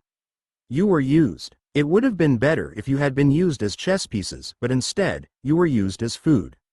How pitiful. How can that be? Don't you dare insult His Majesty. The Empire wouldn't abandon us.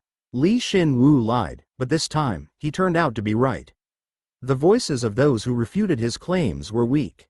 Then again, it made sense. How could they stay strong when their general who lead them thus far began to eat them? I'll give you a chance. It's your last chance to choose your own destiny.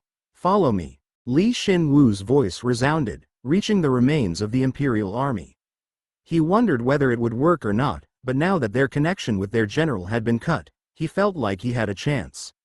The situation's quite urgent, so I'll get to the point. I won't betray you. I'll turn you into warriors. I'll help you so that you can one day take revenge against those who betrayed you. The ones who betrayed us. My name is Paul Zero. The one who will bring the Empire to its knees. All those who have been betrayed by the Empire, follow me. At that moment, a soldier in the center of the Imperial Army, who had quietly listened to Shin Woo's speech, began to glow. Shin Woo felt a single strand of his darkness mana form a connection with it. It was the level 6 elite, Skeleton Knight Leader. No, now it was different. LV6 Dark Knight Leader, Elite. Once Shin Woo had made his offer and the Skeleton Knight Leader had accepted, a master-servant relationship was formed, and his darkness magic affected the skeleton, surprisingly creating an existence that had been slightly released from the Empire's curse, turning it into an undead similar to the Pauls. I feel like my head has gotten clearer. Alright, I will follow your orders. Rather than become food, I'd rather take my revenge on the Empire who put me in this position. He pushed his way through the nearby idiots and bowed his head before Shin Woo. Jin didn't think Shin Woo would profit off this disastrous situation where their enemy was leveling up and just looked at Shin Woo, speechless. Shin Woo completely ignored his gaze and replied to the knight. Alright, I'll give you the name Paul 1000. It's an honor. Shin Woo probably hadn't expected that it would come to his side, as the undead had been part of the Imperial Army just a little while ago. Shin Woo's power alone hadn't been enough to release the curse previously, as its roots had grown too deep. However, it was different now. He knew about his darkness magic now and used it quite actively, so he pulled out the roots of the curse from the undead that had responded positively to him. And in its place, filled that vacant area with his darkness magic. Cut the unnatural connection. No, I'll cover it all and make it into pure darkness. With just that, Shin Woo was able to preserve most of the Knight Leader's intellect, memories, and will that had been buried underneath the surface. This had all become possible because of Shin Woo's unlocked darkness magic. This had once again proved to him that his darkness magic was special. You're my subordinate now. Together, we'll take revenge on and purify this twisted underground empire. Understood. Wait a sec. Me too. Me too. Once it had begun, it couldn't be stopped. Everywhere, light surged, and the elites became even more powerful elites, while those who weren't elites before became elites. Even the common soldiers became elites. Shin Woo was astonished at how rapidly his darkness mana was being drained, so he absorbed the ambient mana to replenish his reserves and looked back at Kracia. He had only planned on taking a few of them with him, but if he wasted too much time, then he would have to fight against Metophel soon. Kracia, can you really stop him? Sorry you had to wait for so long. Now, Kracia, who'd concentrated all of her magic in one place, finished casting her spell and stretched out both her hands. At that moment, a considerable amount of cold air erupted from her hands and continuously expanded, enclosing Metophel's body. Soon, it looked as though Metophel had been encased in a coffin. Kua. The moment Metophel, whose body and energy had swelled, became trapped in that ice coffin, he flinched for the very first time. His evolution had been slowed. The more energy he absorbs, the slower his mana becomes. It's something I came up with by studying the bone core. Nice job, you're the best. So even if they both study the same bone core, one of them would come up with a new spell. Shin Woo was in awe, but Kraisha just shook her head. It looked like she was going to cry. It's still not perfect. Obviously, it won't last very long. And I even used such precious magic materials. You did enough. You bought us enough time to retreat with these guys and reorganize our ranks. Shin Woo turned around confidently. Once he'd named the Dark Knight leader, or Paul 1000, the number of troops that decided to follow him increased exponentially. A little less than half of the enemy troops had decided to follow him, numbering around 3,000. Since all of the troops who were level 5 and over had decided to follow him, he actually gained about 80% of their combat force. Please tell us what we have to do from now on. Alright, this is your first order. Shin Woo looked at the remaining 3,700 soldiers of the Imperial Army he hadn't been able to convert due to his weakness and spoke firmly. They're your enemies now, so kill them and collect the loot. Kill them quickly, so we have enough time to escape before Metoffel awakens. You devil, demon, I understand. To an outsider, Shin Woo's order may seem cruel. However, his resolute order made his converted soldiers feel that he was trustworthy. Kahak, Sir Metoffel. His converted troops turned towards the foolish, hesitating weaklings and cut them down. Their only path of retreat contained Metoffel, who was wriggling around in his icy coffin, so they didn't have anywhere to go. Good. If you've finished collecting the loot, then let's go. Understood. Shin Woo had suddenly gained a force 3,000 strong, and if you included the Dark Knights and Dark Soldiers as well, he now had a new force of 5,000. He then hurriedly led his forces back to the giant's domain. He had finished up the battle and run away perfectly, to the point that the other 12 generals should come to watch and learn. 3 hours later, the level 8 eater, Metoffel Raredawn, broke free of Kraisha's icy coffin and began to move. His evolution had caused all rational thought to cease. He simply longed for more magic and more delicious bodies now. Metoffel had become a walking disaster. What was Shin Woo doing, you ask? Master, analysis of the core is complete. Good, then, shall we begin manufacturing? He was building a weapon of mass destruction. Their reason for manufacturing a golem was simple. When they thought about how they could take down Metoffel, who had evolved into a level 8 eater, they naturally came to the conclusion that they needed to create something so strong that Metoffel wouldn't be able to beat it. But when it came down to it, their only option was to use the golem core. Although the core was defective, as it could only discharge energy for a few minutes, it didn't change the fact that it was a level 8 item. Are you really done analyzing it? Can we really make a golem out of it? I have found out everything that I could. You should be able to create a golem, master. Alright, then let's bet it all on the golem. But before they began manufacturing the golem, Rem taught them why they hadn't been able to analyze the core fully. This core cannot be placed in an artificial container. It will not activate. It lacks the ability to receive orders from an outside source and act upon them. The only function it does have is to increase a golem's abilities. Aren't cores designed to allow someone to control them? Did I damage a key function when I turned it into bone? No, there's no way. At this point, the two were halfway panicking and began interrogating Rem. However, Rem corrected their very basic misunderstanding. This core was created quite differently from the Empire's, or more specifically, Urema Steelworkers' golem manufacturing technique.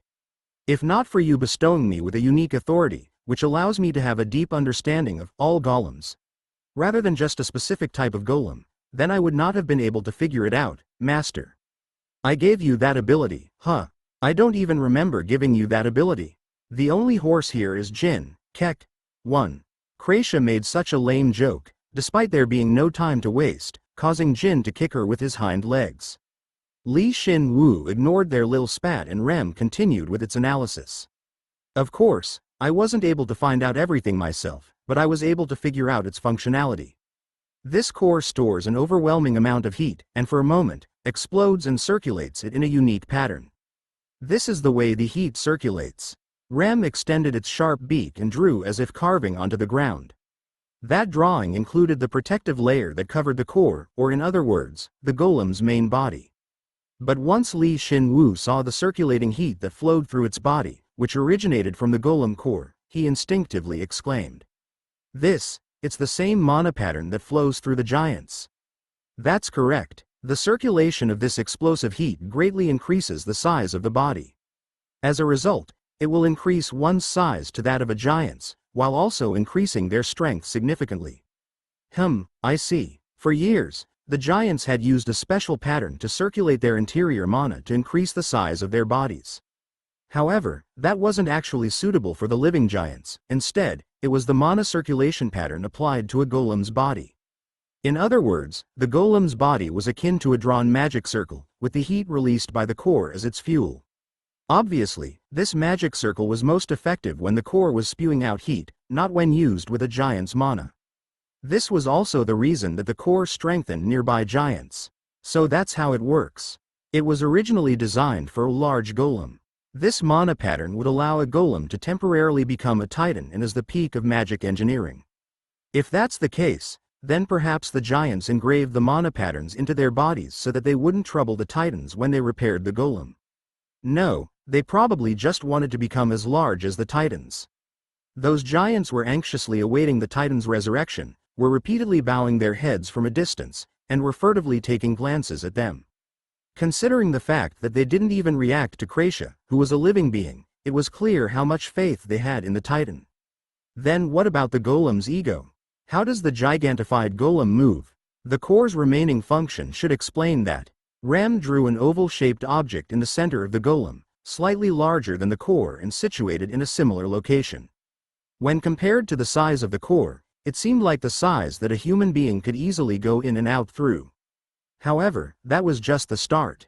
Ram ignored the core and the oval-shaped object for now and drew several lines that originated from the oval-shaped object, which traveled throughout the golem. It was as if Ram was drawing blood vessels. The core and this oval-shaped object seemed to be the heart of the golem. This was, hey wait, is this? That's correct. Anyone would have noticed by now, even if they weren't Shin Woo. Ram retained its calm tone and continued speaking. The core gigantifies the golem's body, and the golem's body is used as a medium to synchronize the core with the user. Synchronization doesn't simply mean that your movements are synchronized. The heat that's quickly circulating through the golem's body amplifies the user's mana as well and spreads that mana throughout the golem's body. In other words, while the core is active, the user essentially becomes a gigantic golem. He was quite familiar with this. Of course, the operating principle was different from start to finish, but Shin Woo was quite familiar with the end result. To think he'd be able to become a giant hero, becoming incredibly strong for a limited duration, that was exactly like Ultraman. This is the first time I've thought that it was great that I came to this world. Shin Woo, you look really excited. No, I'm not. I'm really serious. It looks like there's no way to fight that level 8 monster and come out of this unscathed other than to make this golem. So let's make it right away. But you can't make this with just anything, right? Well, that goes without saying. The core's explosive heat and the mana circulation technique together allow the golem's main body to gigantify instantaneously. However, if the materials themselves can't withstand that immense heat and magic, then they wouldn't be able to make the golem in the first place. Do you know what this golem was made of in the past? I'm not too sure. However, if we look at the condition of the outer body once it has finished releasing its heat, then we can figure out what materials we need for its construction. Ram drew another drawing. It looked just like the core, but the outer body covering it was incredibly small. This would be exaggerating a bit, but it was like it was being wrapped in cellophane. The golem's main body must consist of materials that have been compressed to the very limit. That way, the moment the heat is released, the user's entire body will be covered while synchronizing with the golem, and immediately after, the golem will expand. It was probably designed to fit a human, compressed to its very limit. However, there's an even more stringent condition, the endlessly released heat. The core, which has completely expelled all its heat, must absorb a huge quantity of heat over an extremely long period of time. Obviously, the main body also absorbs some of the core's heat. Normal materials would break at this stage from the core's heat. Of course, since it's releasing an extreme heat, the golem's body has to endure that heat as well. Ram nodded its tiny bird head.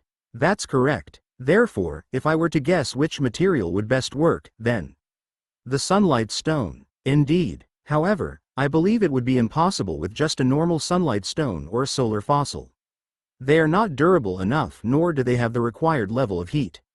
Plus, they will not survive the processing required to use as materials for the main body.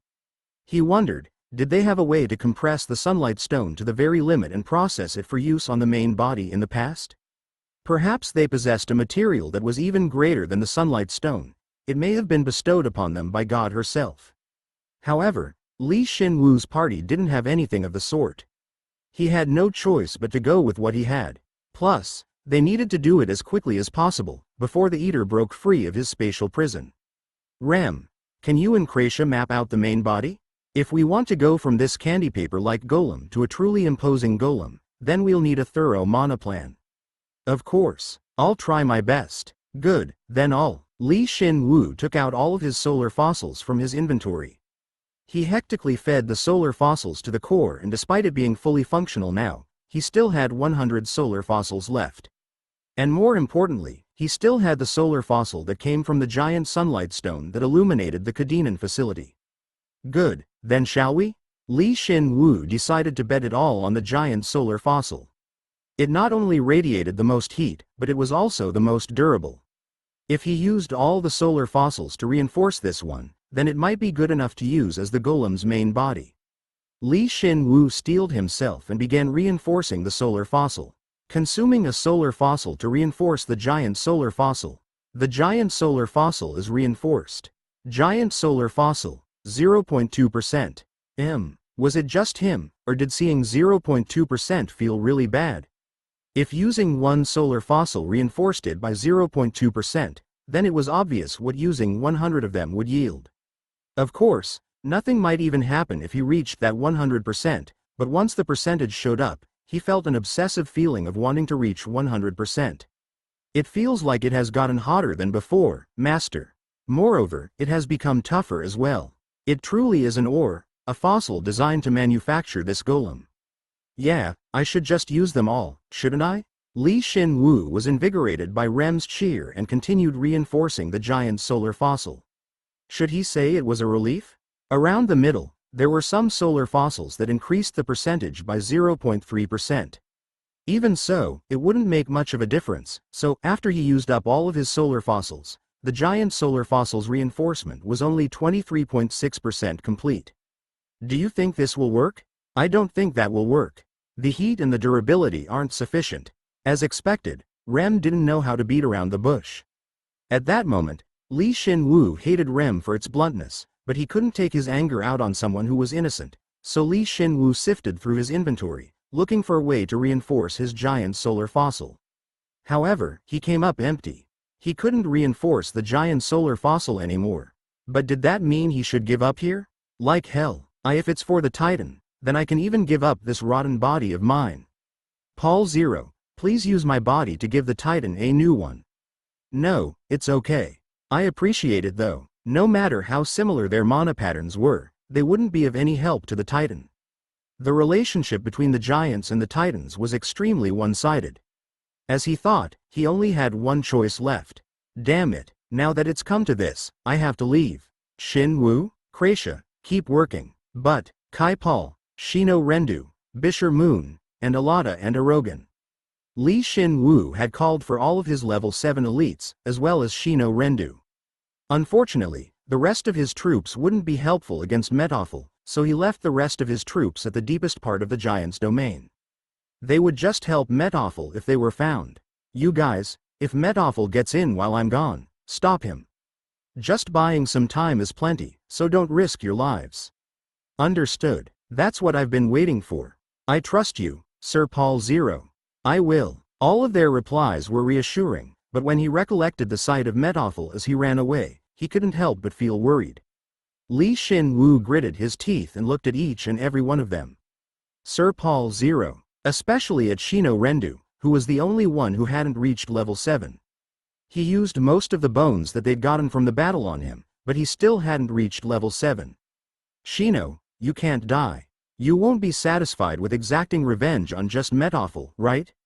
Of course not, Shino replied reassuringly and then added, I've abandoned my goal of killing Metophel by myself. Instead, when you've defeated him, I'd like to hit him at least once by your side. For that, I cannot die. Good, that's it, you can't die. He couldn't lose his precious investment, now could he? With that in mind, Shin Woo replied, and Shino Rendu responded with an absolutely refreshing smile.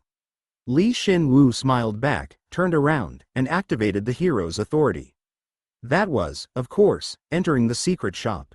Oh my, Mr. Shin Woo. Guten Tag. Once Shin Woo entered the secret shop, Plain, who had been sitting at the counter with a wearisome expression, lit up and waved at him. It seemed like she was quite happy to see him. It's been such a long time since you last came. We may not have any bones left to sell, but you should come by at times to further our partnership.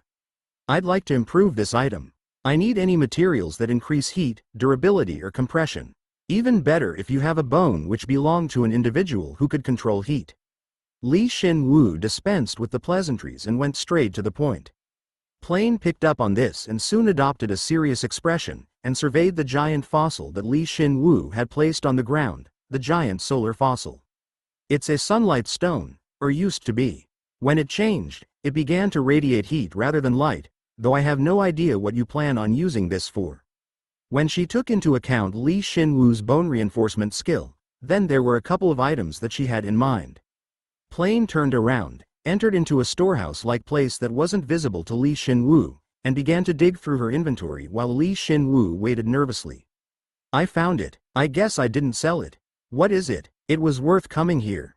It seemed like Plain understood how urgent Shin Woo felt, as rushed back and placed a very deep crimson-colored gem atop his bony hand.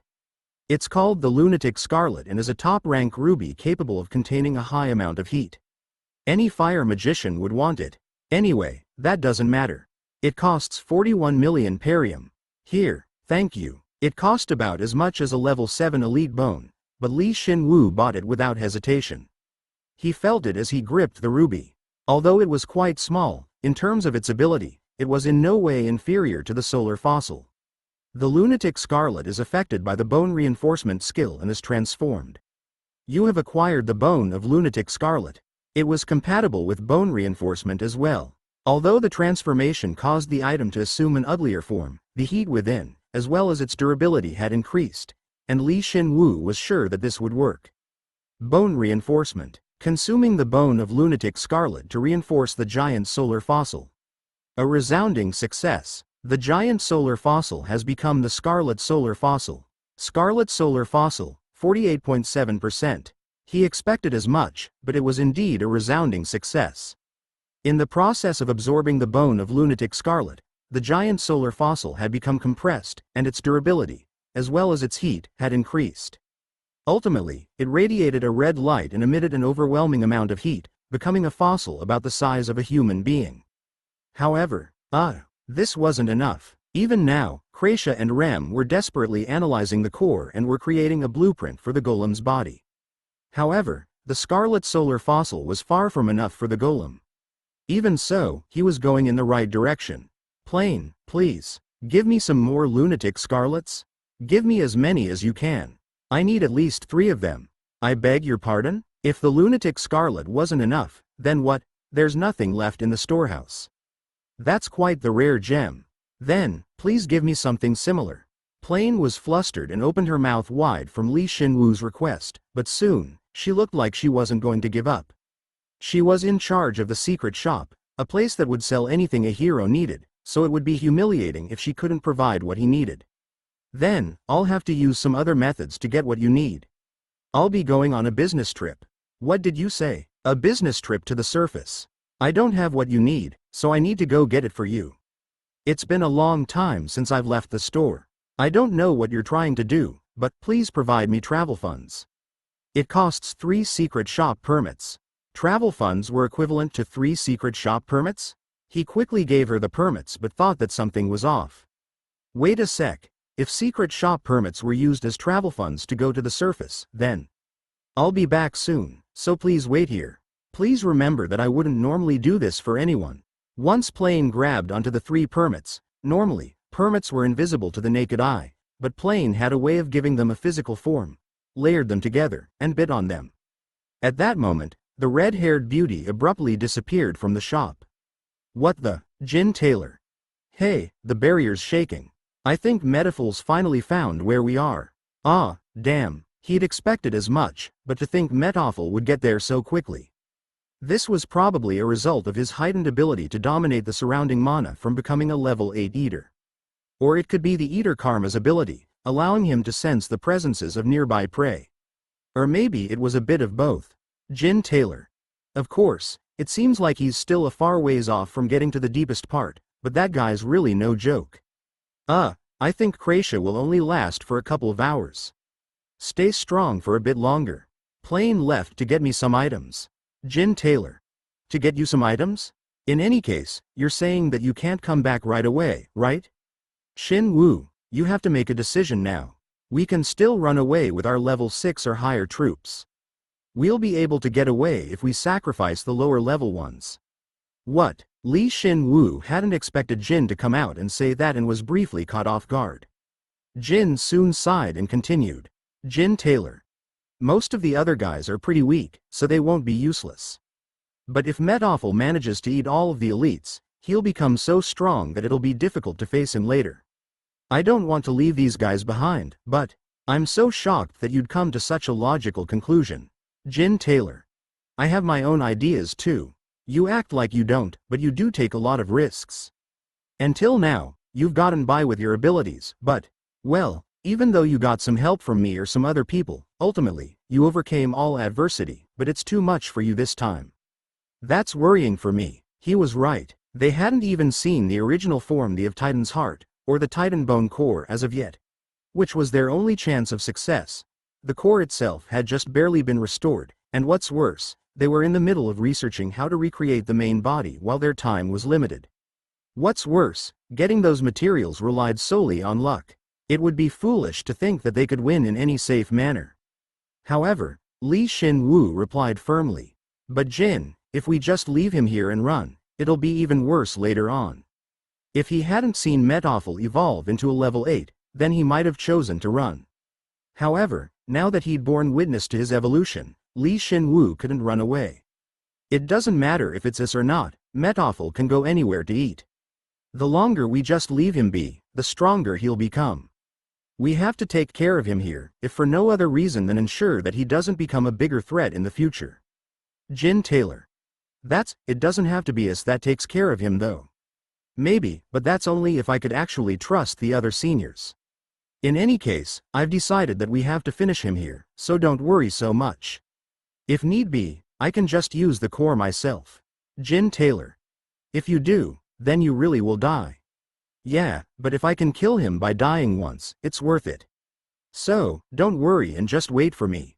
We can beat him, but we're trying our very best to find a way that minimizes the damage to us.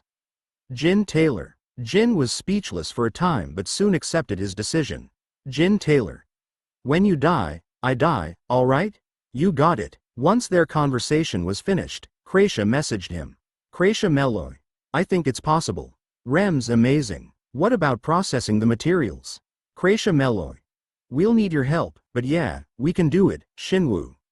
But to use the golem, you need at least high-rank fire resistance and at least the high-rank darkness element. It would be even better if you have the fire element as well. At least high rank. I got it. I'll try to get it that high. He'd asked her to bring everything she had, so Shin Woo could probably absorb one of them. Shin Woo replied and simultaneously brought out his staff, beginning to train his fire resistance. Shin Woo used the bone-winged serpent staff, which amplified the strength of the opposite element to change ice into fire and use it on himself. It was quite a crude method of training, but still, it was an effective way of training his fire resistance. Kracia Meloy. Also, Metaphil just entered the giant's domain. Fortunately, the core is amplifying the effects of the complex spatial barriers around the deeper areas. It'll be 1 hour and 54 minutes before he gets here. If I bring you all the materials, how long would it take you to make the golem? Kracia Meloy. I'm not sure, Shin Woo. Come back soon. I'll come back as soon as possible. Once they were finished, Shin Woo spent his time hellishly training his fire resistance.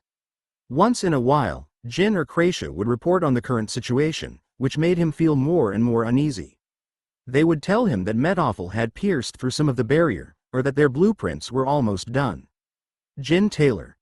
I can kind of see him now, Shin Woo. Are you almost ready? It had been 3 minutes since Jin's last report, but then, the space seemed to shake and Plane reappeared. I'm back, Kya. Why are you using fire in the shop? I'm training my fire resistance. More importantly, were you able to get them? I was only able to get you one lunatic scarlet. I'm sorry. Shit, he was screwed. Now their only option was to prepare for death and charge. But since she'd at least brought him one, he could absorb it to increase his fire resistance, and use the core himself without the golem. Shin Woo gritted his teeth and extended his hand to ask for the lunatic scarlet. However, a small smile appeared on Plane's exhausted face. However, I brought you something even better. You sure are lucky, Mr. Shin Woo. Moreover, no one will buy it. It's dirt cheap compared to its original selling price. LVA shard of the Sun Temple's central pillar. She had brought out a stone pillar, large enough to reach the ceiling of the shop. This was only a piece. Moreover, the heat within was so much stronger than the solar fossil or the lunatic scarlet that it made him shudder. Shin Woo gaped and Plane winked at him boastfully. There's a ridiculous amount of heat contained within, but there aren't actually a lot of applications for it. In the end, it can only really be used to make a weapon by cutting it down. However, it's different for you, isn't it, Mr. Shin Woo? Of course. Altogether, it costs 350 million perium. I've cut the price down as much as I could, but if you don't have the money right now, then I can lend you. You have the money. How did you get that much money? Thank you so much, Plane. Shin Woo quickly paid for his purchase and acquired the shard of the Sun Temple's central pillar. The moment it touched Shin Woo's hand, the shard shook and amplified his heat greatly. The shard fell onto Shin Woo, but when he touched it, the pillar emitted heat and disappeared. Surprisingly, just that was enough to increase his fire resistance slightly. You have acquired the LV8 Sun Fossil. Nice, the name's gotten simpler. Bone reinforcement. He felt like he should use the Scarlet Solar Fossil to reinforce the Sun Fossil, but when he took into account their compatibility with the golem, he concluded that the Solar Fossil was better to use for the golem's body. Shin Woo didn't hesitate and reinforced the Scarlet Solar Fossil by using the Sun Fossil. As a result, the Scarlet Solar Fossil is being reinforced to the very limit. In addition, it can now produce divine energy as well. You have acquired the LV8 hands that cover the sun. The bone reinforcement skill has become LV11. Through bone reinforcement, you can use power once forgotten. Wow! The two miraculous objects had fused together in Shin Woo's hands, and ultimately, an unfathomable item had been born. Upon seeing that, Plane was shocked. Did God lead Shin Woo into making an item like this? It didn't seem that way. Then, I'll eat this one. Absorbing the bone of lunatic scarlet through bone reinforcement. Magic has increased by 23.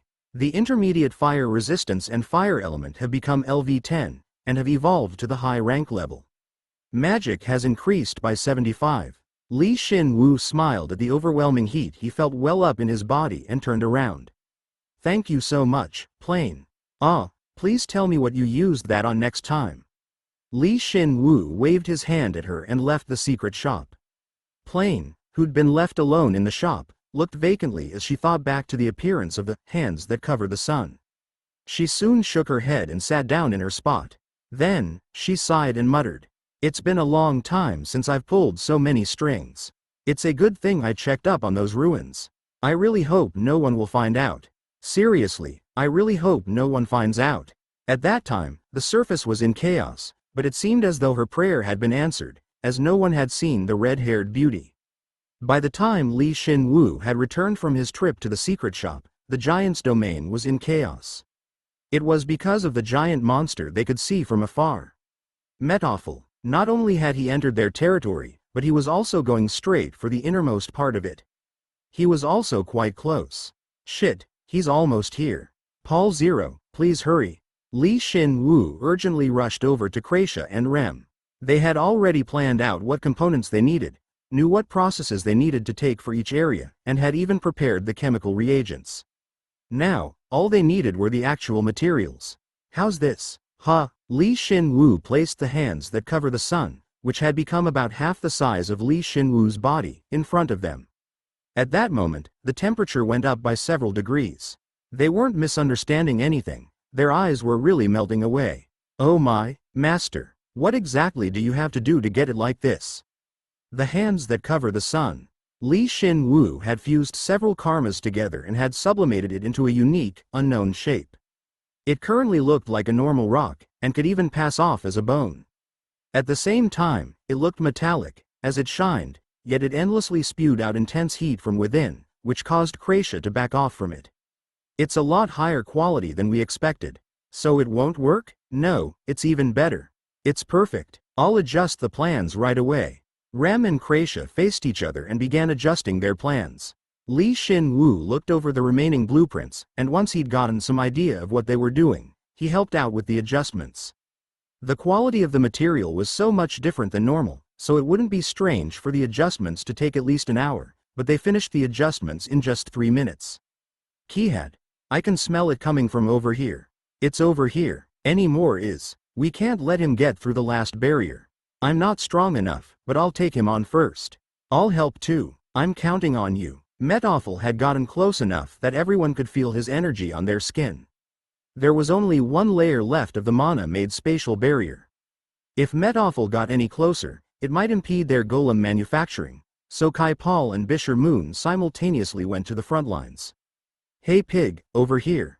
I'm a high level, something that you love so much. Why don't you try taking my body, which my master bestowed upon me? Kuhat, sure. They were both level 7 elites and simultaneously, they were the most nimble as well. Metoffel wouldn't be able to catch them easily. Although his health and magic had increased exponentially, his other stats hadn't caught up. You can't die, alright? Understood. Li Shinwu's 2 subordinates shot out like arrows and passed through the barrier. Upon discovery, Metoffel turned his head, and the 2 unleashed their attacks on him simultaneously. Die, Kihek, Hehik, I'm so happy. They had likely been preparing those strikes all this time, but they only managed to cut the outer layer of skin, looking as though they hadn't actually inflicted much damage. Even though they were attacks from level 7 elites. What's worse, he's able to change a portion of their attacks into mana and absorb it. But that much is, while he was evolving, Metoffel greedily consumed all energy that came at him and considered everything as his, but now that he'd actually finished evolving, it seemed like he couldn't do that anymore. Learning that was big. They could win. They're not enough. Alata, Arogan, help them. We've been waiting for you to say that. I trust that you'll revive the Titan with those very hands. Don't get too close to him. Protect them. Li Shinwu sent the giants to help and looked over the sole remaining Shino Rendu, who was gazing at Metoffel. Despite his killer being right before him, he seemed quite relaxed. You stay here for now. You'll get your moment to hold him back. As you command, Paul Zero. You look a lot calmer than I expected you to be. That's probably because the Metoffel over there isn't the one that killed me. Shino Rendu just absent-mindedly concentrated his mana into his right arm and said calmly. That's not Metoffel anymore. It's just an eater following its instincts. Of course, I still want to get my revenge on him, but rather than obsessing over my revenge, I'll just take him down. Once I do that, I should be able to focus on something else. So, I'm just patiently waiting for my turn. Shino Rendu. This guy really didn't get smarter once he'd become an undead. Li Shinwu event felt dizzy somewhere and could do nothing but nod his head at his words. Shin, Paul Zero, we can start now. Master, please go ahead. Alright, let's begin. They had Kracia, who was knowledgeable in magic theory, Li Shinwu, who was innately talented in handling magic, and Rem, who had gained knowledge regarding golems, through a combination of chance and achievements. The 3 boldly broke the hands that cover the sun into pieces and began making parts for the golem. The one who should be locking in the heat so it doesn't escape is. Wait, it's locking in the heat by itself. What material is this? If you have time to be surprised, then use that time to manufacture the golem. The section's already getting hard. Master, at this rate, manufacturing the golem will take too long. TCH, then how about this? Li Shinwu felt the necessity in infusing his darkness mana from the start, while they were still building the components. To be exact, he would connect with the bone core, and then connect and assimilate the hands that cover the sun, which would be used for the golem. By doing so, he would attempt to convince the hands that cover the sun that it was not perfect and would need to be processed, as it was still in an incomplete state. He knew it sounded strange to try to convince or awaken an inanimate object, but he was serious. It's a bone, so I should be able to do it. Oh, it really has gotten a little easier to process. Restoration has been stopped. I will begin immediately. Shin Woo would set the shapes of each component and divide the materials accordingly, while Kreisha and Rem would engrave magic circles into said components and process them. Because of Shin Woo's darkness magic, their work progressed better than expected. However, this is way too hot.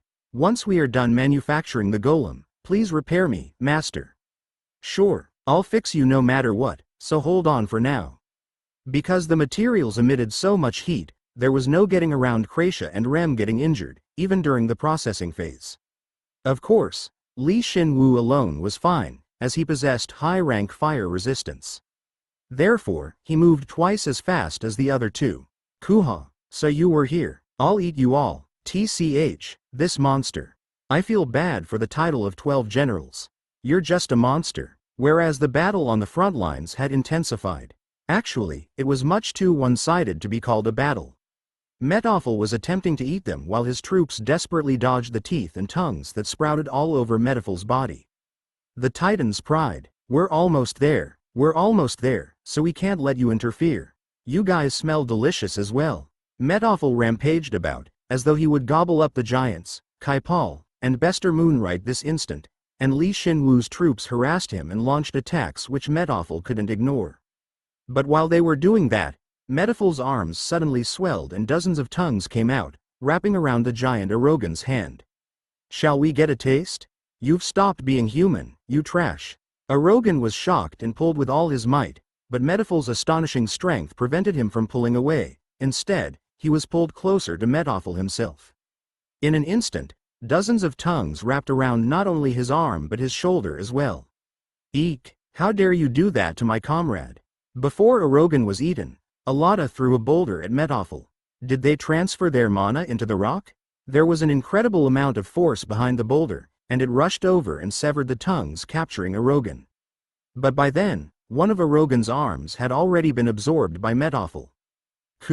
Hawk, that wasn't all. It seemed as though Metoffel's attack possessed some sort of paralysis ability, as Erogan's body shook and he remained in place, letting out agonized cries. Kihi, what great strength. Giants are great. It's the most delicious thing I've eaten thus far. Metoffel, who'd absorbed Erogan's arm, got a bit taller and then lunged for Erogan as if intending to finish his plate. Metoffel's stomach split in half and countless tongues came out. Did I leave some? We can't let the food go to waste. Erogan. Although Metoffel's body had become fat, he could charge incredibly fast, and if Alada hadn't kicked Erogan away, then he would have been in Metoffel's stomach right now without being able to resist. Eat this. Then, Alada struck the ground, creating a wall of dirt. By adding her force and her mana into it, she could change the ground. That was Alada's ability as a hero. Because of that, Metoffel ended up eating dirt rather than Erogan. Kek, don't get in the way. I'll eat you all, and become a perfect warrior. You disgusting bastard, how dare you call yourself a warrior? Although she had died once before, she hadn't forgotten her pride as a warrior, nor the Titan's pride. Thus, to her, Alada is indeed a woman. Metoffel was the very definition of trash, as he, Metoffel, had lost all reason and had assumed such a disgusting form. But while deliberating how she could follow up from her dirt wall and inflict more damage onto him, she suddenly felt a new power surging through her entire body. Could this be? Kyaha. But one problem with that was that Metoffel had likewise sensed that energy. Metoffel had forgotten all about eating Erogan and Alada and raised his head. He abandoned all those he had been fighting thus far and began to run towards the source of the energy. Yeah, that's probably the tastiest. I should eat that first. No, stop him. Aside from Erogan, who still hadn't recovered from his paralysis, all the other troops panicked and followed behind Metoffel. However, Metoffel ran with such speed that it seemed as though he'd activated a new skill, as he soon lost them and began running towards his destination. Ultimately, he broke through the final barrier in one go. An eater possessed a skill that weakened spatial or magical restraints once they had picked their target. There you are, damn it, I can't move right now. Shin Woo, Kratia, and Rem were working hard on manufacturing the golem, but once Shin Woo saw Metoffel break through the last spatial barrier and could see him with the naked eye, he furrowed his brow. The three were applying the mana extremely delicately and were finishing up by engraving a magic circle onto the core itself. Once they were finished with this, they would be able to synchronize the main body and the core, which would finally allow Shin Woo to operate the golem. So why now? He came at the worst time. This was such a cliché situation. They were almost finished with their task, but the enemy comes rushing in to interfere. Shin Woo grit his teeth, as he couldn't look away from the core, but there was someone already blocking Metaful's way. I'll buy you some time, Shino Rendu said calmly and stepped forward. Shin Woo actually felt uneasy from how calm Shino was, but he didn't have the time to say that. After all, Metoffel was already quite close. Shino's right arm was wrapped in a red light and swelled. He took a step forward, face absent of any fear, while sensing an overpowering mass rushing towards him. Give it to me, Hup! Right after Metaful's greed-filled scream resounded through the grounds. Quang, which was accompanied by the sound of an explosion. Was that the sound of Kratia's barrier exploding? Goo! That wasn't it. Shino Rendu had desperately mustered his strength and forcefully uppercut Metaful's groin with his red fist, or what used to be his groin. The sound had been a result of Shino Rendu's fist making contact with Metaful's groin. The lower body armor, which had protected him, broke apart, and rotten flesh, tongues, and rotten flesh spewed everywhere, so something had definitely burst. Something that was quite precious to a man. Kuhak, was that really the power of a level 6? The power behind Shino Rendu's fist had temporarily overcome its limits and the level 8 eater hadn't been able to endure his blow, as Metoffel flew through the air. He only flew into the air for a short while, but to those witnessing the event, it seemed like it lasted an eternity. I've only taken a single step, but I feel like I've caught up to you a little bit, Paul Zero. Shino Rendu said proudly. His own right arm hadn't been able to endure the shock, as his muscles and even bones had been ripped apart. However, he soon activated his other cheat skill, Super Regeneration, and healed his injuries. Normally, when one gets a hit in like this, they would turn the tables on their enemy, but that wasn't the case here. How dare you lay your hands on the body of one of the 12 generals? Hot. Metaful's rage had peaked and he attempted to wrap Shino Rendu with hundreds of tongues, but before they could reach him, Kai Paul shot out dozens of bone blades, severing them. Immediately after, Bisher Moon arrived, grabbed onto Shino, and retreated. Can you keep fighting? I can, as long as my wound heals. My mana's overflowing now after I absorbed the surrounding heat. As expected, there was a reason you were waiting here. It wasn't just them. Alada, who had arrived a bit late, drew a giant spear from the earth and looked at Metoffel. The one-armed Erogan concentrated his energy into his remaining arm, letting out quite a bit of energy. Eek, eek. Metoffel was severely wounded, so it would take him a lot of time to get through them. We might not even need the golem, Paul Zero. Your subordinates are just that strong. There were 4 level 7 elites facing Metoffel, as well as Shino Rendu, who was becoming stronger at an exponential rate. But it's the general responsibility to take down the enemy general, so we'll leave it to you. After the golem is finished, that is. Of course, they were bluffing. If they were capable of taking Metoffel down by themselves, then Shin Woo wouldn't have gone through so much trouble. However, he decided to believe in their bluff. Shin Woo used his mana to sublimate the core even further and grinned. Alright, I'll be there in a minute. The battle was fierce. The eater, Metoffel, had set his sights on the core and rushed towards it, whereas the elites couldn't back off, so long as Shin Woo was behind them. We have to avoid a direct confrontation. We have to be especially wary of those tongues.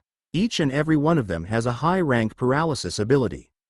He has all the abilities that help him eat his prey. This asshole's really tough. Shino, Hup. Shino stepped forward, as the one least worried about self-preservation. He was aware of his limitations as a level 6, and the only skill that could overcome those limits and damage Metoffel was, funnily enough, a skill called Titan Punch. He focused everything into that Titan Punch. Once he used the skill, he wouldn't be able to move for quite a long time, but because he was fighting against the target of his revenge, Metoffel, the damage dealt would be amplified, so it was definitely a skill capable of inflicting a severe injury. Kuhak. Now, Open wide, eat ice and dirt. Shino was responsible for the offense, while the giants were entirely responsible for defense. They wouldn't let Metoffel advance even a single step, especially since Alada possessed the ability to control the earth as she pleased. Metoffel, whose entire body had become a giant mouth, opened wide. But because the giants pelted him with ice and dirt, Metoffel could neither attack nor advance. It was the best skill to have against Metoffel. Kawa, damn it. However, Metoffel soon familiarized himself with her attack pattern. Metoffel continuously drew in both ice and dirt, and at some point, threw it back out at Alada. Moreover, his saliva was mixed in, which contained a powerful acid, as well as a paralysis ability, so it was quite the attack. Alada quickly formed a dirt wall and blocked Metoffel's counter, but Metoffel's attack was much too strong, and her wall broke soon after. Kook, this dirty bastard is really. I'm going. Right when Alada was about to be hit by Metoffel's vomit, intense flames rose up into the air and burned Metoffel's attack. It was none other than Kai Paul's ability. This is the power of the flames that Master gave me. The surging mana throughout his entire body turned into flames, and he shot them out at Metoffel, halting his advance. Metoffel pressed forward as if to eat those flames as well, but fortunately, it seemed like Metoffel wasn't very compatible with elemental power. Perhaps the reason Kracia had been able to stop his evolution for so long was because of the negative effect of his karma? Metoffel hadn't been able to completely absorb the fire, as the fire burst within his stomach, causing internal damage. How troublesome. I'll roast and eat you all. You'll be cooked before you get the chance. The flames were hot enough, due to him being a level 7 elite, that they left deep marks on his body, but Metoffel's body was ridiculously large. Though burned by the flames, Metoffel continued to advance. Bisher Moon also rushed over, and with his sharp nails severed Metoffel's tongues without pause. Damn it, I cut and I cut, but there's no end to them. Moreover, it feels like my body is melting away just by getting close. So this is a level 8. Don't falter, there's nowhere left to retreat. TCH, Kuhak. Ultimately, Bisher wrapped his body in darkness. Bisher had been saving his mana, but decided that now was the time to use it. The moment he released all that mana, Bisher became one with his clan's symbol, the very moon which didn't exist in the Empire.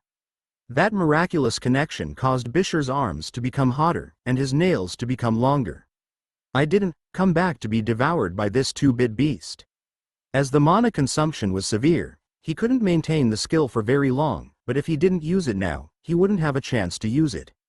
All 10 of his fingernails were as sharp as the finest blade, and he swung them forward.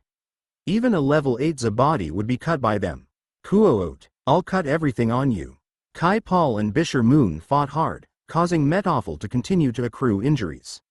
While they kept him busy, Shino Rendu let out another powerful attack, causing Metoffel to retreat a few steps back. Yuba star RRRRRDS. He wanted to eat the giants, as well as that fragrant mana beyond them. But because he was prevented from doing so numerous times by the elites, his desire continued to swell until it reached a peak. At that moment, his body cracked, and deep black tongues burst out between those cracks. Anything that comprised Metoffel, whether it be his bones, his blood vessels, his muscles, or even his skin was optimized for eating. Kuot, Kook, one who reaches level 8 forces mana to assimilate with them. Anyone who comes within their turf would weaken, and this ability could even incapacitate their opponents as well. Metoffel instinctively raised his ability to its very limit and dyed the surrounding mana with his Eater Karma. The characteristics of the Eater Karma had been injected into the dominated mana. I can't move, the magic. They felt it as Metoffel was sucking in the ambient mana. It was quite shudder-inducing, but contrary to one might think, it was only the preparation that came before the actual eating. Kaha, Metoffel took a step forward. The moment he assimilated the mana, his body broke down, but in its place, countless tongues took their place. Now his body was entirely composed of tongues. Bones and tongues, skin and tongues, blood and tongues, muscles and tongues. Metoffel's body overflowed with tongues, as if ready to eat each and every one of them. Eat, I'll eat you all, Kaha, Keek. However, the moment he was about to begin eating, Arogan, who was able to resist the mana eating, rushed forward and attacked Metoffel by himself. Metoffel stretched out his tongues in order to eat not only him, but the others as well, but Erogan desperately grabbed all of them and pulled. Where do you think? Kua, kook, you troublesome bastard. Erogan's ability as a hero was taunt. That miraculous ability would draw his opponent's attention, actions, and even magic towards him. It was an ability that would allow him to be a shield for his party, and that's how he had lived his life as well. And by taunting one last time, he had decided to sacrifice his life to save the rest of his party. Erogan, I've already lost an arm. It's better that I sacrifice myself, Alada. Survive until the very end and stay by the Titan's side. Although Erogan had bought enough time for her to retreat, she not only didn't retreat, but attempted to save him as well, so Erogan yelled firmly. He activated his skill to its limit, drawing all of Metaful's tongues towards him. It was to the point that his body was no longer visible. Kook, Arohan. In the end, they were unable to see Erogan. Through his sacrifice, Bishar, Kai Paul, and Shino Rendu were barely able to retreat and gasped, though they really couldn't. They kept their eyes on Metaful, but Alada, unable to contain her fury, struck the ground with her hands, encasing her hands in dirt and ice-mixed gloves. Then, she charged at Metaful. Give me back my comrade, you monster. Maybe it was just her, but it felt like her body was overflowing with power. She was sure that it was because of her anger and believed it to be so. However, Kuhak, Metaful screamed before she could land a hit.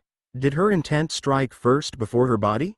A lot of fists shook in surprise, and a portion of Metaful's body, which had become a mass of tongues, burst. Hua, a giant's roar resounded throughout the area. It wasn't Alada, it was none other than Erogan. LV7 Bone Titan Knight, Erogan. Alada's eyes widened when she saw Erogan tear through a portion of Metaful's body and come out. Erogan had been reborn. His once rotten flesh had been replaced by tough jet black bones that went from head to toe. Titan, oh, ooh, he'd lost all his flesh, but that didn't mean he was weaker. On the contrary, the essence of his karma had enriched his bones and had made him even stronger. Plus, his lost arm had been restored in bone form. Honestly, there was a world of difference in his power compared to before he had been swallowed by Metaful. You're the same, Alada. Is that so? Kua, Metaful screamed in acute pain and shot out his tongues at Erogan. However, Erogan stretched out his jet black arm and blocked the tongues.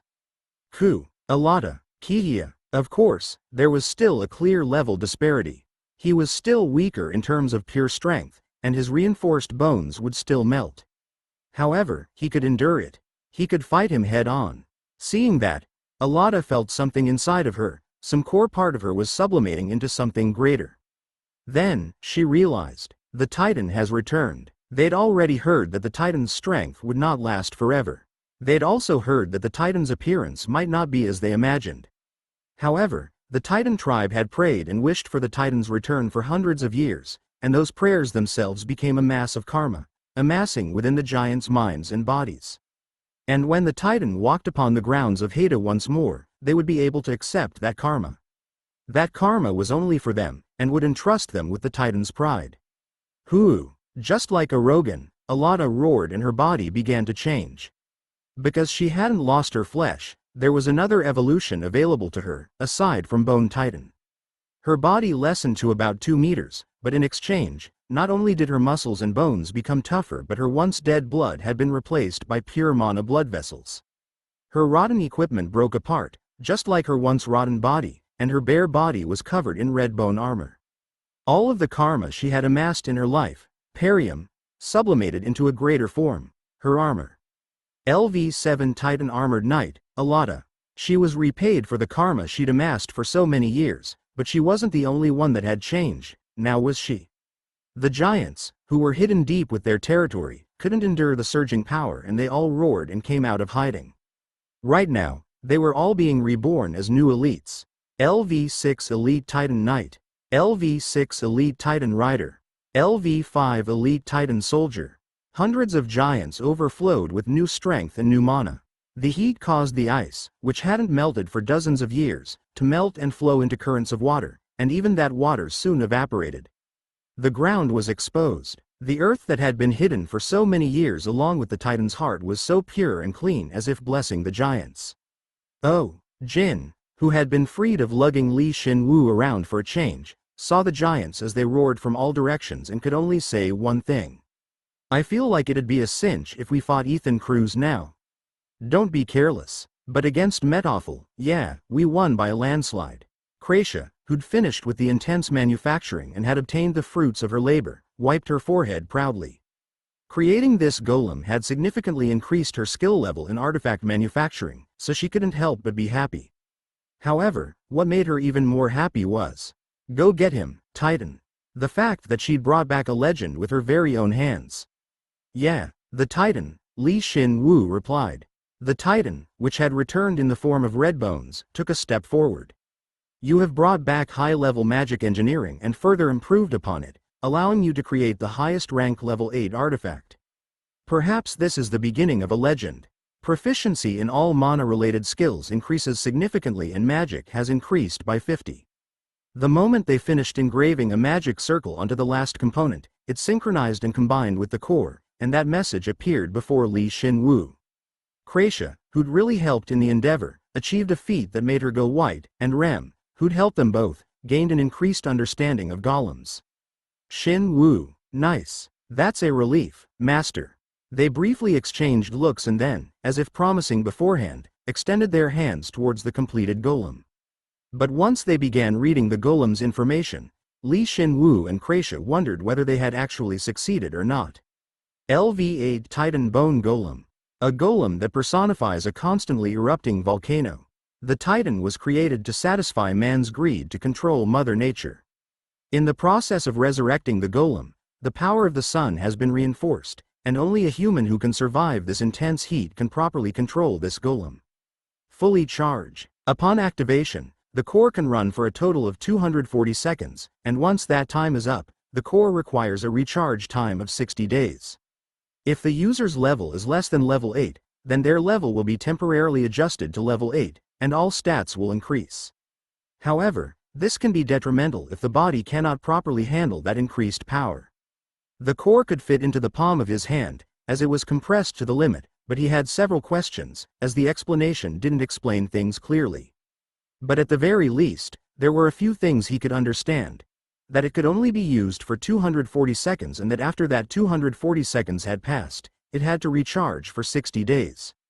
Kook, but now's not the time to be hesitating. Do your best. Good luck, master. Shin Woo grabbed the completed golem, rushed forward, and infused a portion of his mana into the core. He achieved a complete synchronization with the core and activated the golem. Beginning synchronization. The core, which had been dormant until now, suddenly emitted a blinding light, and the outside layers of the core came off and attached to Shin Woo one layer at a time. The equipment he'd had equipped were all unsummoned. A golem's external equipment wrapped around Shin Woo's skull, arms, ribs, pelvis, and feet, and it looked as though he was wearing some sort of redbone armor. Synchronization complete. Activating the Titan. The core attached to his chest and emitted an even more radiant light than before. No matter how he thought about it, he was definitely a giant hero, but the moment he thought that Shin Woo's body felt hot. No, it was actually the core's heat spreading throughout the outer equipment. The magic circles, which were substituted for the mana-breathing ability, which had caused a small tribe to evolve into the giant titans over a span of hundreds of years, activated simultaneously, causing his body to grow in an instant. Activating Titan. Remaining time, 240 seconds. Shin Woo felt like his body had grown instantly. To be honest, his body was inside of a golem right now, but through the core, he had completely synchronized with the golem and could now move and feel the golem's body as if it were his own. Did the Titans always see the world from so high up? I see, it makes sense that Arama Steelworker became so arrogant. He finished growing, tapering off at 7 meters tall. He spread his senses throughout his entire body and realized that his 5 senses had been completely synchronized with the golem. The ground seemed so far away when he looked down. At that moment, he could understand the Titans, who'd looked so large. It's hot. Despite his high-rank fire resistance, it felt hot inside the golem due to the bone of lunatic scarlet. But at the same time, it also felt refreshing, as his mana was being amplified and being spread throughout the golem. The pleasant feeling offset any pain he felt, and getting over it didn't take very long.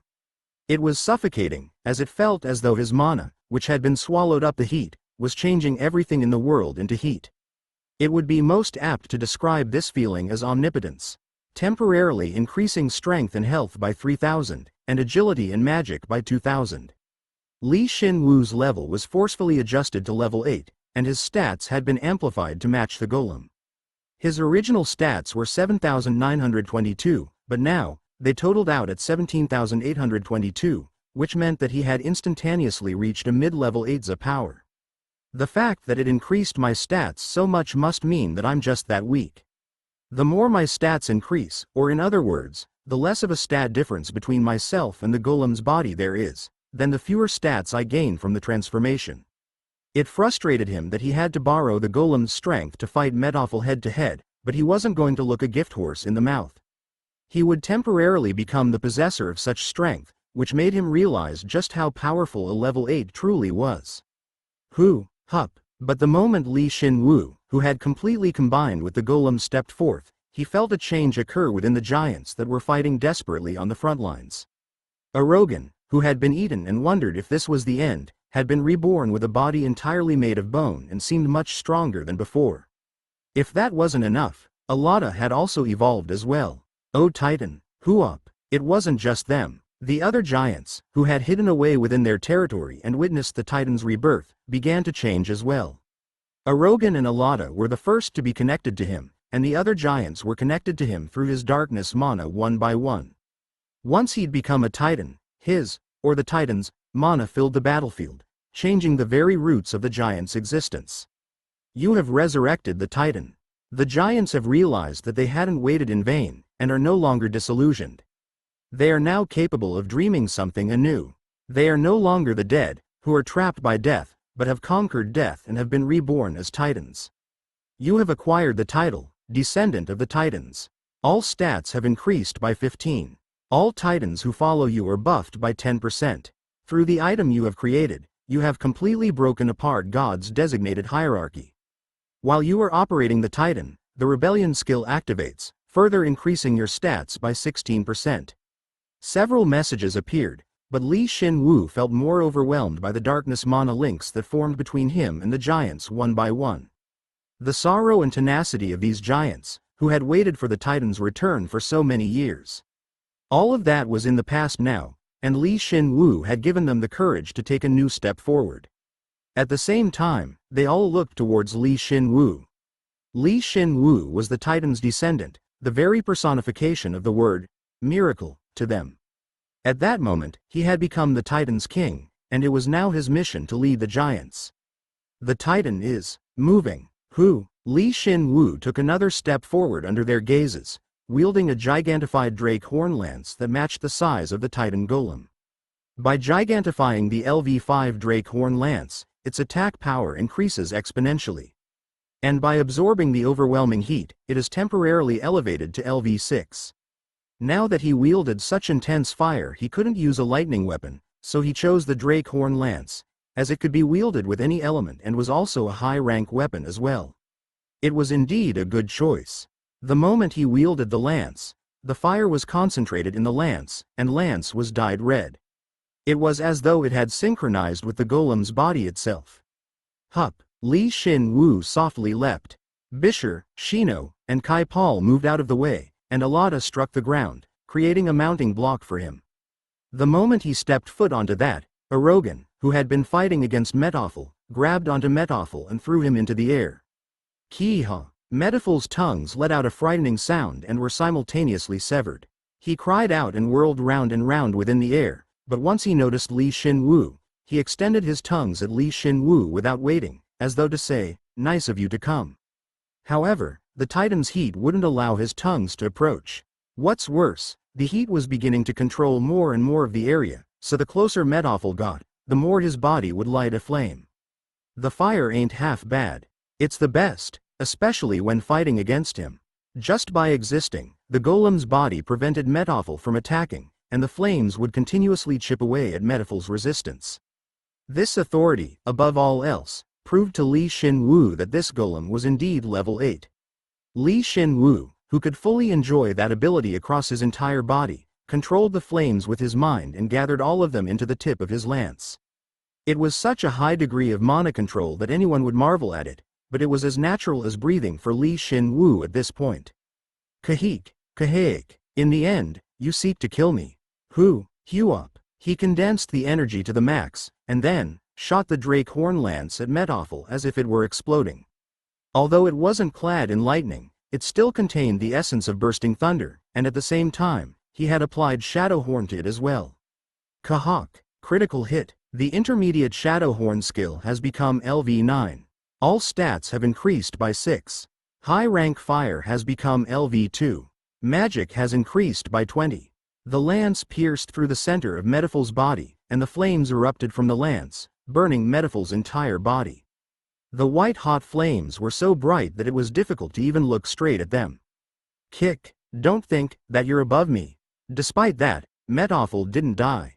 On the contrary, Metoffel struggled to consume the flames in order to make them his own. Though his tongues were constantly melted away by the flames, more would come out from all across his body. There was nothing but hatred contained in his tongues as he continuously licked the flames. Beyond the power of a core, an absolute being, Hup, he forcefully thrust his lance downwards and forced Metoffel onto the ground.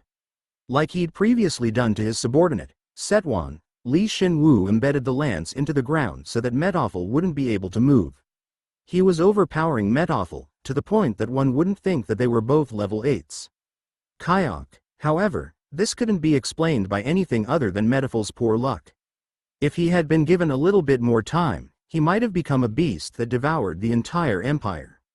But he had been forced to face off against a titan, who utilized the element most disadvantageous for him. Remaining time: 118 seconds.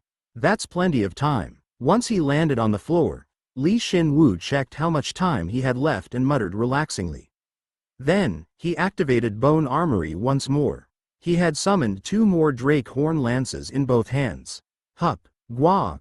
Shin Woo stabbed 2 more lances into the resisting Metoffel's body. If he actually knew where Metoffel's vital spots were, he would have stuck them there, but now that Metoffel's body had turned into tongues, he had no choice but to go about it this way. You bastard, the Empire will. HAHP.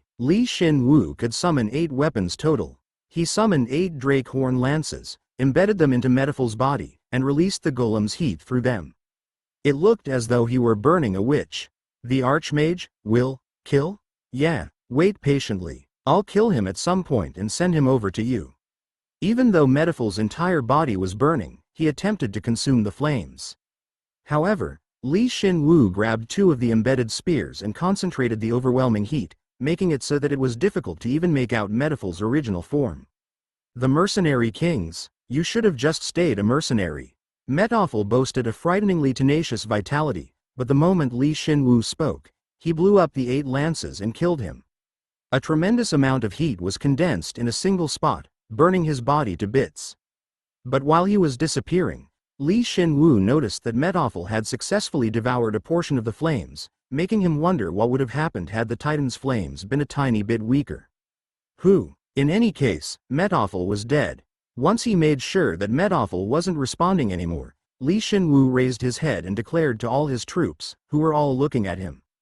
Good work everyone. We won. The battle had ended. The long battle in the glacial mountains had finally come to an end.